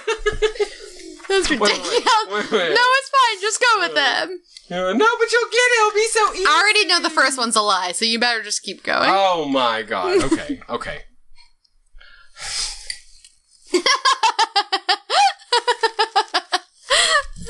Well, option number 2. Miyazaki has said that once Chihiro leaves the magical land, she doesn't remember what happened to her. Oh, interesting. Interesting. Okay. Good. I wonder if people listened. Okay, option number 3. The hopping lantern at Zeniba's house is an homage to Pixar's Hopping Lamp. The first one is the Yubaba. You think the first one I said. Yeah. Yes. It's You're a totally lies. right. You're totally right. Do you know what else he did? He wrote it. Yeah, exactly. He was like the primary animator. He did like everything. He did everything. It's essentially like a masterwork of his. Mm-hmm. Yes. Okay. Good ones though. But kind of, except we just bullshit. Well, you probably know all the answers to mine too, because mine are all about Miyazaki as well. Well, I often dumb myself down to hang out with you, so... Well, that makes sense. I'm just kidding. Okay. Miyazaki is very allergic to cigarettes, and Studio Ghibli is a strictly non-smoking campus. God, I hope not. Sounds like hell. So possibilities. Uh-huh. Miyazaki was thinking of retiring after the great success of Princess Mononoke in 1997. Or Miyazaki famously works scriptless, and he sees where the story takes him as it progresses. Okay, so I know... One of those is a Yubaba. Which one's a Yubaba? I know that the first, or the last one, is true. Isn't that crazy? That's insane. Yeah, he works with script. And his stories are so good. Yeah, how? You know? Girl, I don't know. I think that the second one about him considering quitting sounds true, because he's one of those people, from what I've read in interviews, he's constantly like, well, now he has retired, but even before he was like, I'm retiring. I'm retired. He's like Cher, essentially. So I think... He has like a stent in Vegas coming Yeah, he sure does. He's going to get really intense plastic surgery and like wear a big headdress. I think that the first one, his supposed allergy to cigarettes, is a Yubaba. It is a Yubaba. Yes! So Miyazaki is actually a huge smoker. Yes! He smokes up to 30 cigarettes on an average day. Oh, shit. Yeah, big smoker. He's a pack and a half a day smoker. Isn't that crazy? Yeah, that's a lot, girl. That's a lot. He crazy. See, we would be friends. Probably not. I think he would hate me. That's fine. Well, we definitely killed 2 truths and a lie. Let's take it to our next game, a new little creation you have for us. Oh my god. So, I don't know if you would call this a creation or something that I shat out in a moment of fear and existential panic. But I was thinking about, though certainly Spirited Away is rooted in Japanese culture, Japanese legend, like mythical beings, many of the characters, though not all, in Spirited Away are actually creations of Miyazaki and of Studio Ghibli. So I thought it would be fun to describe a legendary spirit or monster or like fable, and then you guess if it's from Japanese culture or from somewhere else in the world. Okay? Okay, I love it. I hope you have your thinking hat on and your thinking bra. I do, obviously. Okay. Okay, so let's start. This monster is a filth-licking, muddy red beast that lives in disgusting places like perhaps a child's messy room. Oh. I'm sorry, what are the choices? Miyazaki or... Well, no, it's a Japanese myth. Oh, yeah. From Japanese culture, or just something not Japanese. Okay. Something... it's Japanese. You think it's Japanese? Yeah. Okay, you're totally right. That's called the, forget pronunciation, akaname. Okay. And it's literally, they're like, clean your bathroom, clean your bedroom, otherwise you're going to get an akaname. It's going to fucking... Listen, American parents, that's what you need to tell your kids. I mean, the idea of a muddy red filth-licking monster, girl, that makes me want to clean my taint. I'll tell you what. Girl? Okay. This figure is a literal translation of the word fox, and this spirit coexists with humans. They're sometimes mischievous, and they're shape-shifters. Japanese? Or... something else. Something else. Oh, yeah, you think so? Maybe. Oh, I feel Those so are stupid. Kitsune? Like, the little fox guy in Inuyasha. Oh, and also, actually, Lin. Lin is a type of kitsune. She's a white fox kitsune, which brings good luck. What? Really? Mm-hmm. Oh, okay. Mm-hmm. It says it on the Spirited Away wiki, which is run by Studio Ghibli. Nice. Ghibli. Okay, so you're 1 and 2 right now. Yeah, you're failing. Well, I tried my hardest. Okay, this is a water being that plays inexpressibly sad music on a harp. For a little food, it'll give you a lesson. For a lot of food, you'll practice until your fingers bleed. Something else. It is something else. What was the hint? I feel like harps are not a part of Japanese culture, really. I don't think so either. Maybe somebody I don't know. That is from a Scandinavia. It's called a fasegrim. Yes. I don't like it. It's, you know what though? When you're playing until your fingers bleed, once they start to bleed, that magical, divine musical talent seeps into your body. Ooh. So they are positive, but you just have to try hard. Yeah, I don't have effort to put out, you know? Well, here's the thing though. You have to carry around a head that size. And I can only imagine I'm a fat baby laying in a pile of pillows. You are, and I'm just 3 heads humping each other. You know what I mean? Yes. Okay. This is a classic troublemaker who loves to be drunk. Sometimes they're human with a horse tail and horse ears, or sometimes they're half goat. Something else. Yeah, so you have a guess what? Mr. Tumnus. Yes, a satyr. Yeah. That's Greek, from Greek culture. Yeah, well, Greco-Roman, Egyptian, that kind of thing. It's like half a Fantasia, the movie. Yeah, exactly. Yeah. Okay, this is a spirit that'll talk to you if you're in the last stall alone in a public restroom. Oh, no. He'll ask if you want blue or red paper. If you say red paper, he'll rip you to bits from the inside out. If you say blue paper, he'll strangle you to death. If you try to get cute and say some other color of paper, he'll drag you to hell. What culture is he from? The Matrix?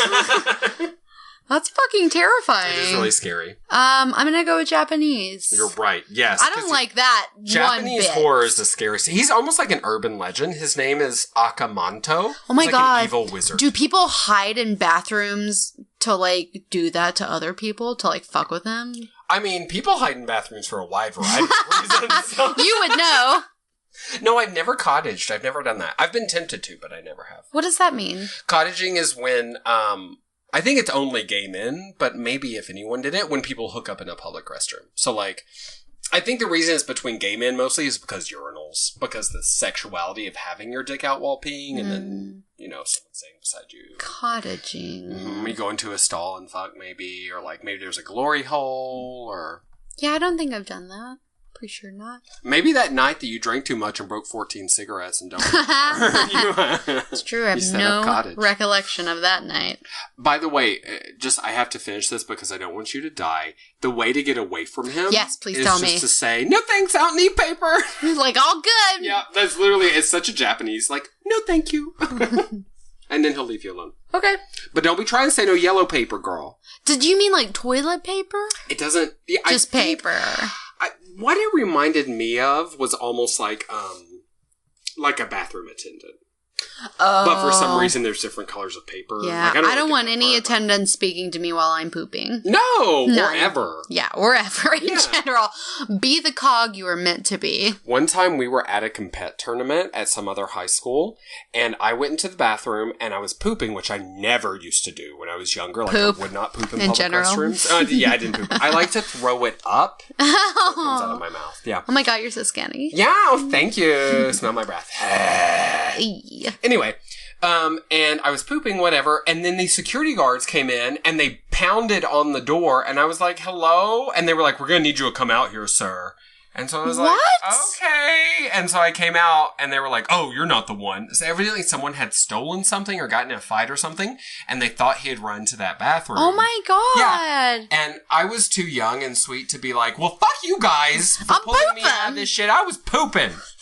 Yeah, that's now I'm prairie dogging. Oh, and then you never pooped again. No, and that's why I started just throwing it up. It's so much better. Oh, that's unfortunate. Okay, next up. This fierce lady will pose a riddle. If you get that riddle wrong, she'll get you with her claws.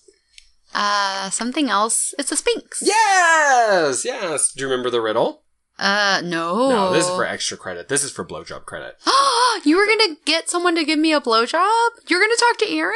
I was gonna beg Aaron just to, like, put aside his preferences and just do his duty. But you were gonna give him a dental dam. Yes. I was gonna roof you and we were gonna cover your whole lower body in saran wrap. Dental dams are the most uncomfortable thing I've ever seen in, like, sexual accessories. Yeah, I saw one once at a free clinic and I opened it up and looked at it and I said, what the fuck is this? I threw it away. Yeah, if you've never opened one to look at it, you need to. It's essentially the same thing you would use to, like, keep left. Why don't you just buy some saran wrap? Yeah. Just, like, keep it in your bedside table. Yeah. Tell a dude, like, I don't know, but I bought the saran wrap. Okay. This creature is called a river child. Wait, you weren't going to tell me the Sphinx riddle? Oh, I forgot. Oh my god, I'm getting old. Series of aneurysms. Yes, the riddle is, what walks on 4 legs in the morning, 2 legs at noon, and 3 legs in the evening?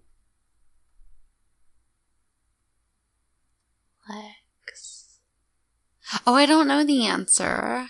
The answer, well, first of all, you're dead. You just got killed. She killed me. Just Sphinx, Dead just AF. slashed. The answer is humankind. So, like, a baby on 4 legs, a man on 2, and then an old woman on 2 legs and a cane. Okay.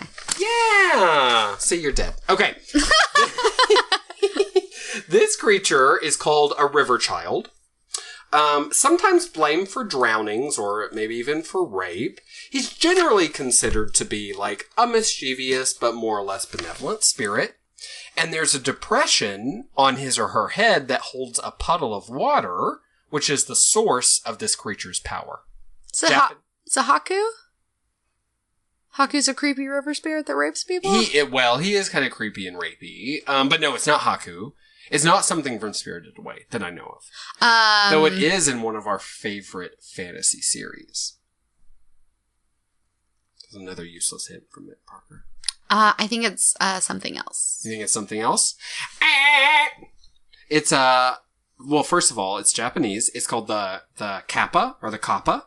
And it's from Harry Potter and Goblet of Fire. You know, the kappas that grab onto them and try to drown. They're like long-fingered beings that live at the bottom of the lake. When he goes for the Horcrux? Yeah, not the mermaids, but the things that are like down the weeds, and they got the real strong hands. In the Goblet of Fire. Yes. Is that what I said? Did I say something else? Oh, no, I'm sure you did. Harry Potter and the Teacup of Ice. Okay. Well, I hear you. Yeah, but that's a Japanese creature, and it's got like a weird depression on its head, and the way, if a kappa comes out of the river to rape you, which evidently is a thing, Harry better watch out. Exactly, I know, right? Or Flora better. Girl, we all better. Lock up your children, lock up your husbands. Don't feel safe. They raping everybody up in here. This podcast is actually just a PSA for kappas.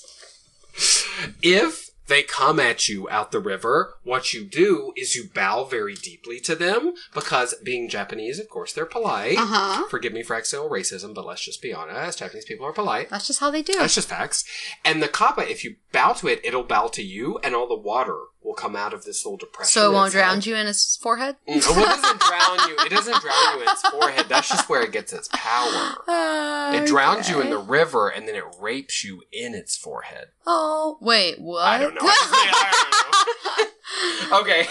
You've done really good so far, Maury. We got one more. Japanese people have way too much time to think of fucked up stuff. I mean, I do agree. There's a dark sensibility to Japan that I think is so interesting. And you see it in, like, their horror movies, their culture of sex, which I'm not trying to blame or shade, but they have so many strange fetishes over there. And their repression in general. Yeah, very repressed. Yeah, they're such a fascinating culture to me. I don't know if you had a lot of Japanese exchange students at your college, but, like, seeing them at my school, we had a bunch because it was a small school, so, like, per capita there were many, and seeing them, like, assimilate and, like, deal with, like, what they thought was, like, the way it should be, but also, like, wanting to, like, party and, like, be, like, the party girls, and like, it's a struggle. I imagine that would be very... Well, you know, the birth rate is going down in Japan right now. Have you heard about that whole... I have. It's a problem in India as well. Really? There's not enough women. Oh. Because they have stupid caste systems. Mm. You can't marry below your caste. Absolutely. Yeah, which is, it's so interesting that, like, at one point I considered marrying you because you're untouchable! Oh my god, you want to marry me? I did consider marrying you. Please buy me a I ring. was in, like, a self-hating kind of... Just like Aaron. I'll get you one way. So much hate. Okay, one more, Morgie. Okay. One more. Okay. I have to tell you, I'm personally afraid of this one. A woman wearing a surgical mask, carrying scissors, asks if you think she's pretty on the street. If you say no, I don't think you pretty bitch, she stabs you with the scissors. Just as a good rule of thumb, don't do that. No, that's rude. I mean, you deserve to be stabbed. If you say, yeah, girl, I think you're real pretty, she takes off her surgical mask to reveal that her mouth, like the Joker's, has been cut from the edge of her mouth all the way back to her ear on both sides. Supposedly it was done by her abusive husband. And then she says, do you think I'm pretty now? Oh and then, my god! Was that good? I practiced That's that. crazy. And then she jumps on you and she cuts your face like that. So it's a no-win situation. I'd rather be stabbed. Yeah. Well, I think, is there... I thought I read some way you just be like, girl, I got a phone call, and run away. No, it's something... Oh, no. The way to get away from her is when she asks if you're pretty, if she's pretty, you say, oh, do you think I'm pretty? And then she gets confused, and you'd be like, get the fuck out of there. Mm-hmm. Interesting. I'm gonna go with something else. That is actually a Japanese urban legend. Shit, I told you they're fucked up. They're dark, man. That one actually is very recent. It just started being circulated in like the 1970s. Oh, the other ones are like much older. You know, I think the Akamanto, the guy in the stall, that sounds at least relatively modern to me. Because of bathroom stalls. Because bathroom stalls, yeah, and like public restrooms, like that whole thing. But I don't know, maybe it's oldish. Man, we should do an urban legends episode because I don't know nearly enough about like any That could be urban really legends. fun. I'm gonna write that down. Yes. Do you think I'm pretty? No, I mean, yes, I don't know. Do you think I'm pretty now? Oh my god, it's so creepy. I have to get away from that creepiness immediately. Yes. Let's transform hate into beauty. Yeah. And play this new little game that I made. Oh, yeah? It's called Anime or Anna May. I love it. I don't get it. Let me break it down for you. Anime, like cartoons, or anime, like a hipster girl you might know. Oh, Lord. Okay. So I'm going to read to you a list of names, and you're going to tell me, is it an anime character's name from a Studio Ghibli film, or is it a top hipster baby name of 2017, according to Nameberry.com? What a good idea. Okay, Okay, I'm excited. So anime or anime. Okay. And you can answer with hipster or Ghibli. Okay. Theodosia. Hipster. Totally a hipster name on That's the a good, rise. I actually really like that name. Oh, me too. Me too. Theo for short, that's good. Haku. I'm stumped. Ghibli. It is a Ghibli. Obviously, he's in Spirited Away. Haku. Saskia. Ooh, that sounds familiar. I'm going to say Ghibli. Saskia is a hipster baby name on the rise in 2017. Ridiculous. Flavia. Hipster. It is a hipster name. Amadeus. Ghibli. It is a hipster name. Hipster name? Oh my gosh. Amadeus Mozart. Dola. Hipster. Dola is a Ghibli name, and she is the lady captain from Castle in the Sky, who is villain turned protagonist at the end. Oh, I do love that. Actually, just for the record, Castle in the Sky, honorable mention. Yeah, it's a really good one. I love that movie. Moro. Ghibli. Moro is a Ghibli name, and he is the god of wolves in Princess Mononoke. Yes. I heard Moro was a female. Or maybe it's a girl. Yeah, you can't tell. Because her voice is like this. What's the creepy nurse say? How could you do this to me?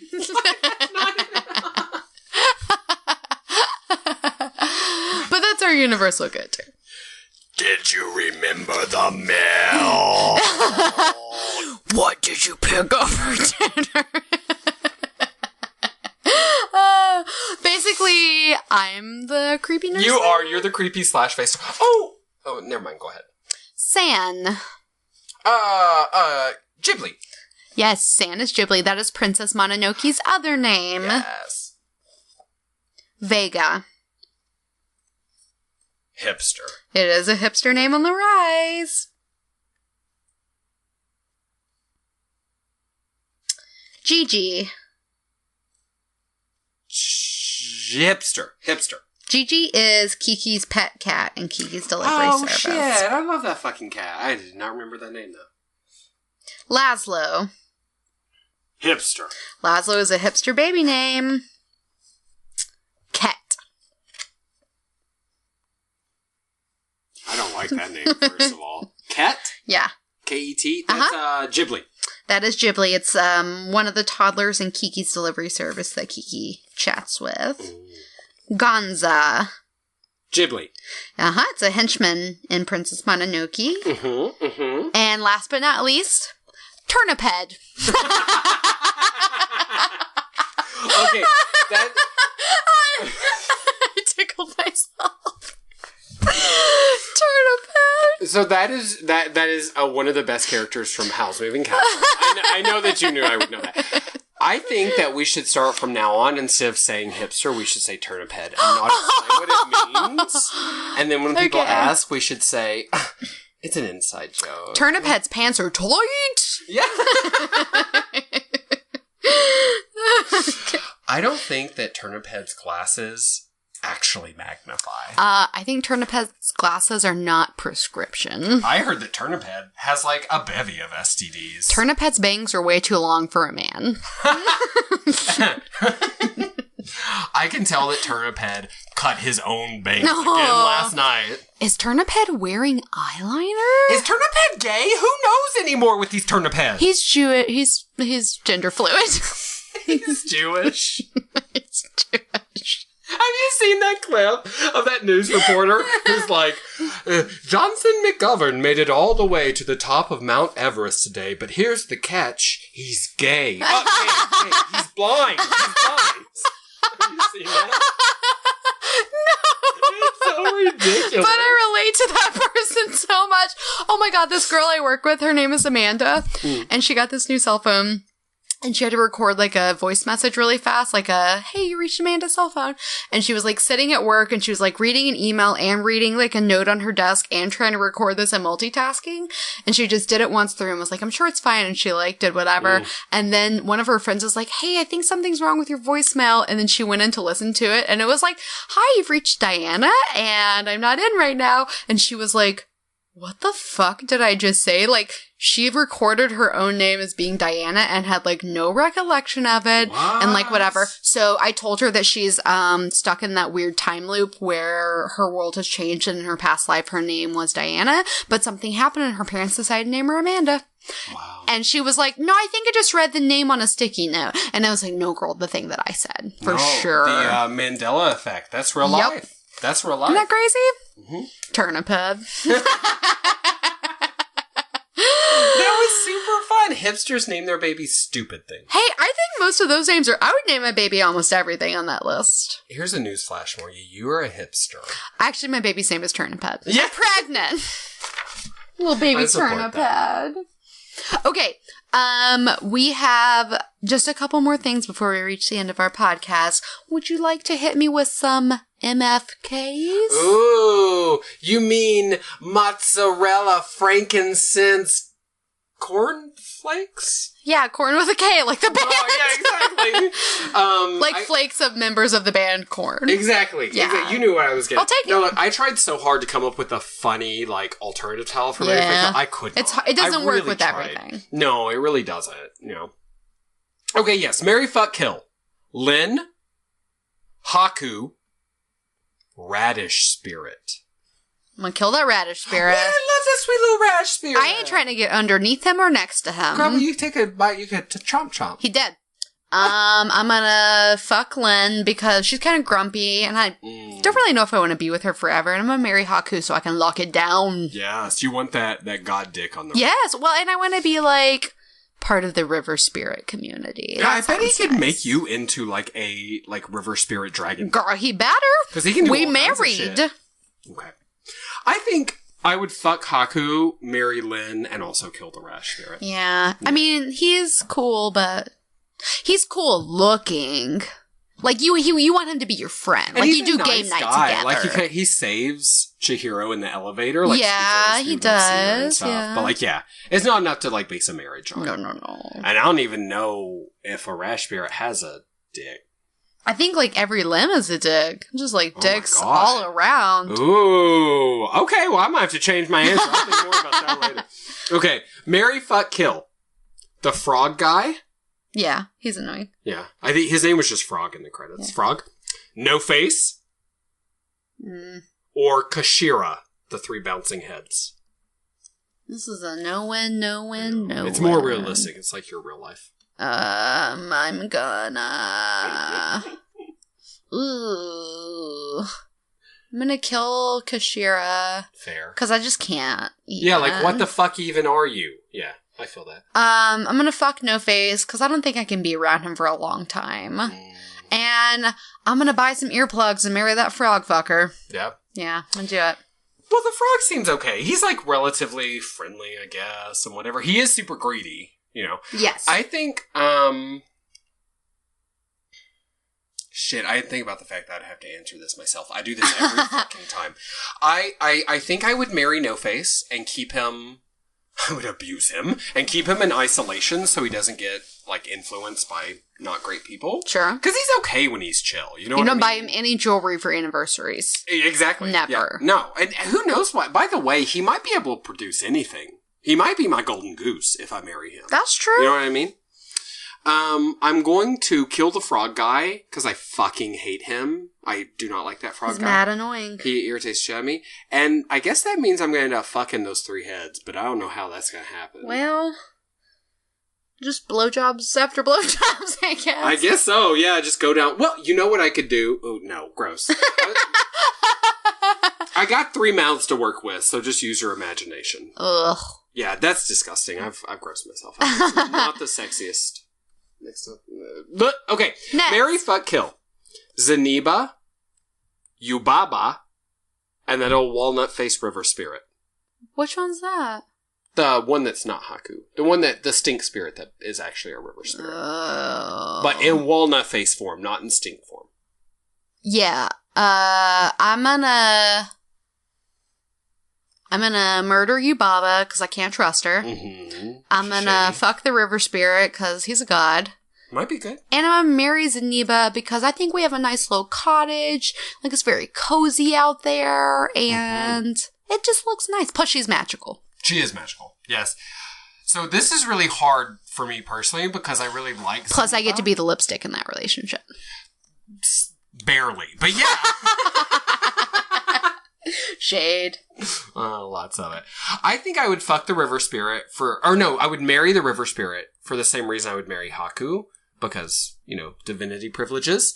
And I think I would actually fuck Yubaba because she looks just like Zeniba, and I have a feeling that Yubaba in bed, that would be an experience. Well, she has a big old fat baby. Yeah, and she can do all kinds of weird things, just flip me around. I'm sure she can. She'd probably, like, make a really sexy man to join us, because I'd have difficulty getting it up for her. No offense, Yubaba. And, like, I just feel like she could make it work. Yeah. You know?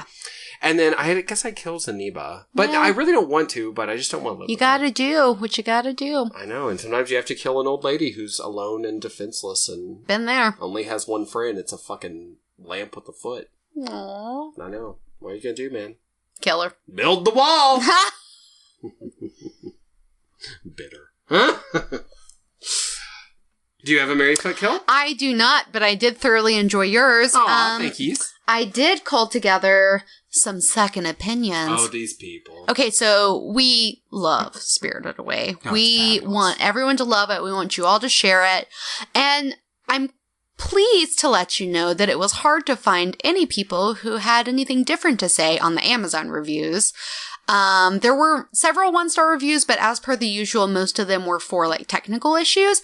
I only found 3 definitive 1-star reviews for people who did not enjoy the content of the movie. That's fabulous. Oh my god, okay. I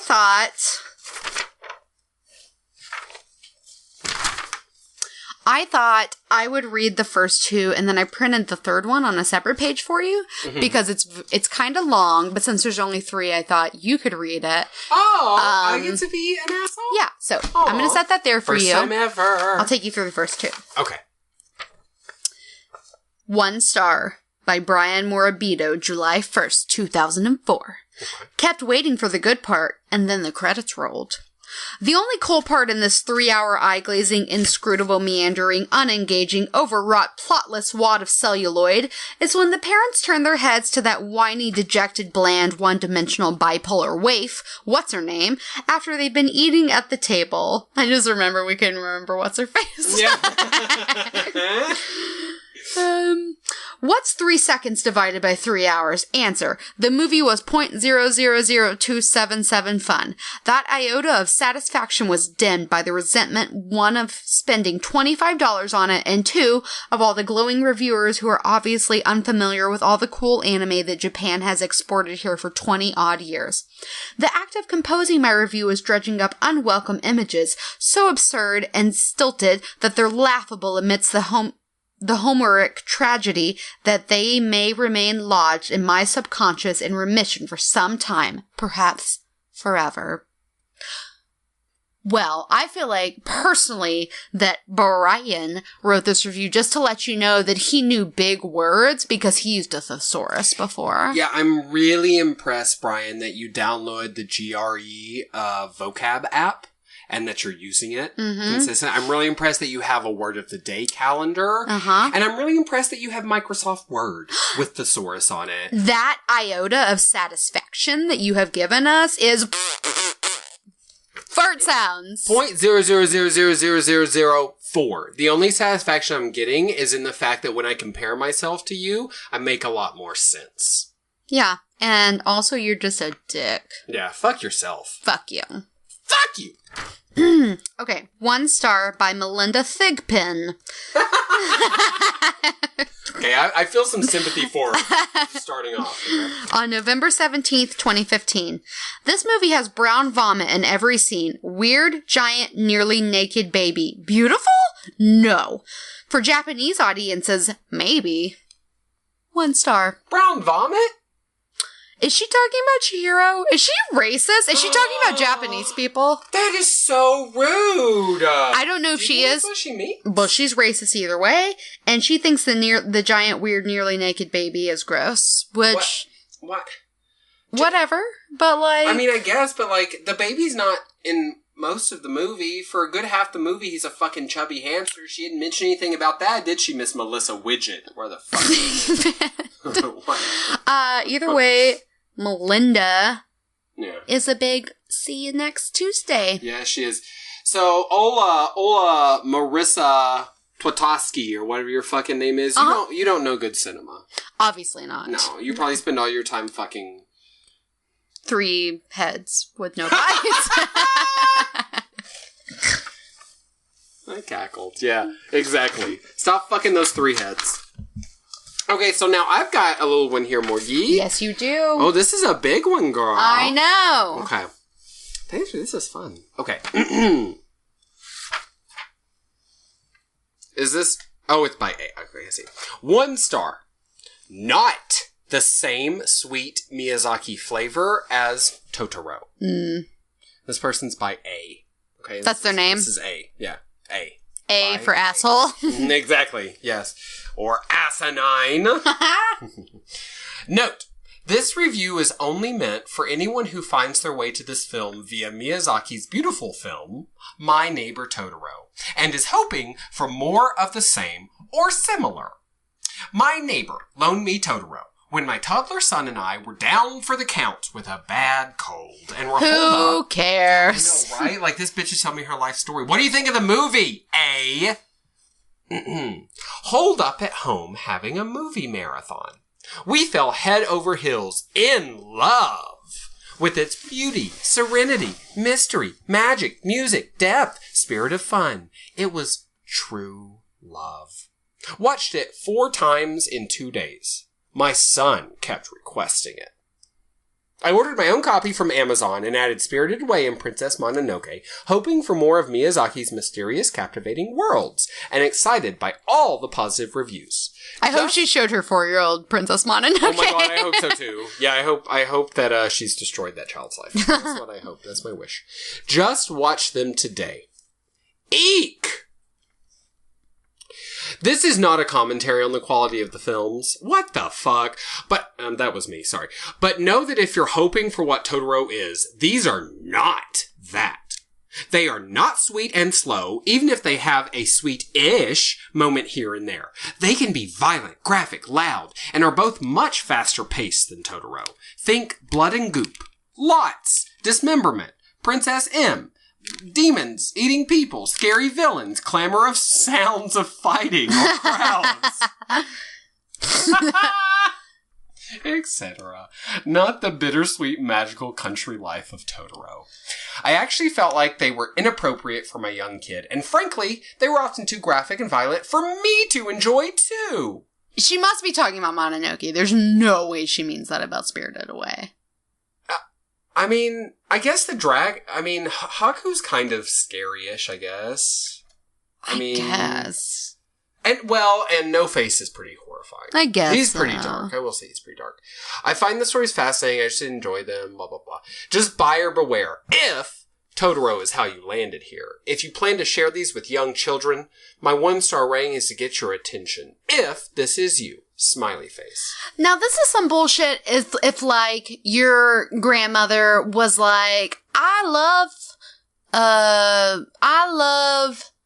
Titanic, which is a James Cameron film, so I'm gonna buy Avatar blindly because Titanic was good and Avatar must be just like it. And then she's like, "The fuck with these blue people? This doesn't make sense." Your grandma's an idiot, just like A for asshole. Mm-hmm. Yeah. My biggest problem with this review, I see the point where this A person was coming from. Maybe it's Scarlet. What's her name from the Scarlet Letter? Hester Prynne. Who wears the A? Yeah. That's her. This is totally her. Yeah. She's alone in a Puritan village. She thought she found a moment of beauty, and now she's been crushed because the crowds are too loud in the movie. So ridiculous. That's why I don't fucking understand. Turn the fucking TV down. Yeah, bitch! You have the power! Okay, so I think this is more legit than the other two, actually, because she is like, they're actually okay. They're just a little bit dark, and I think there's some darkness there. I can see that. Sure. But Miyazaki did make them for 10-year-old girls, so evidently she obviously, what's that word? Shelters her children. Maybe a little, yeah. Yeah. Either way, she's an idiot. Oh yeah, she's definitely an idiot. Yeah. And just so you know, I just gave her herpes. Oh! Which we recently learned you can't get rid of. No, well, you recently. It was a really sad moment for you, because you were like, damn! Life is tough for those with herpes, including A for asshole. So, A for asshole, go fuck yourself. Yeah, go fuck yourself. Don't watch loud movies anymore. Okay? Never, ever, ever. All right, babies. Well, that's all we have for today in the realm of Spirited Away. We will revisit the beautiful universe that is Miyazaki in the future. But until then, you can keep up with us on our social medias. You can follow us at B&Bcast on Instagram and Twitter. Find us on Facebook at B&Bcast or just search Beauty and the Bitch. And find us on your favorite podcast app. Show your friends, your family, like, subscribe, and share. You can shoot us an email at beautyandthebpodcast@gmail.com with your questions and quandaries.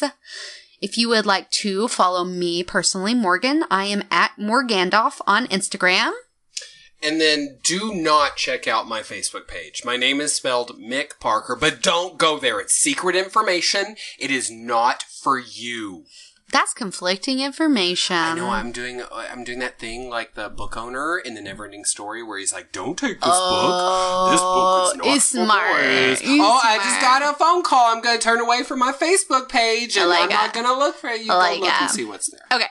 So do that. Do all of those things. And I had a little plug for just something I've been kind of enjoying that's interesting that I thought you guys might like. I've been listening to a podcast that's new for me, but not new. It's a podcast with a comedian, and he has like his friends on, other comedians, and it's called All Fantasy Everything. And the concept of the podcast is that they draft different things the way that you draft things in fantasy football. So it's all fantasy everything. So for example, some episodes they'll draft condiments, or they'll draft superheroes or celebrities to be in their mafia. So it's like a really interesting concept. And so, you know, the way it works, like you have first round draft, second round. So like you want to get the really good condiments on the first way through. Like you don't want to get that ketchup, girl. Yeah, girl, you don't want to start with like relish. Like what if relish is your top player? You're not doing well. Yeah. No, pickled onions or something. So it's a really interesting concept, and it's pretty funny. Like I'm not obsessed with it, and like every episode's not for me, but if they're doing like a topic that you enjoy, I think it's worth listening to. So All Fantasy Everything, find it in your podcast app. That's really interesting. Yeah. I'm trying to listen to one of those episodes tonight. Well, I this week am plugging vacation. You know why? Because all I can think about right now is the fact that I'm going to be on the beach in 12 days. Yes. And frankly, I don't give a shit about nothing or nobody. It's giving me life, girl. It's the only thing getting me through the calendar. I'm so excited. We're going to be on the beach for a whole week, so I'm trying to get ahead on everything, too. Yeah, so, that's tough, too. By the time we get there, girl, I will have deserved it. Oh, yeah, me too. I agree. Yeah, I'm earning my vacation, like, every single day, like, working hard. Yeah, you sucked like 9 dicks yesterday. So proud. All right. Well, now that that truth's out there, we're gonna enjoy our vacation, and we recommend that you take them as well. It brings joy to your life and much needed rest. Absolutely. All right. Until next time, babies. Bye, baby. Bye, babies. Bye. Hush, little babies. Don't say a word, 'cause Shira's got 3 heads. Scary. Your children are so disadvantaged. Truth.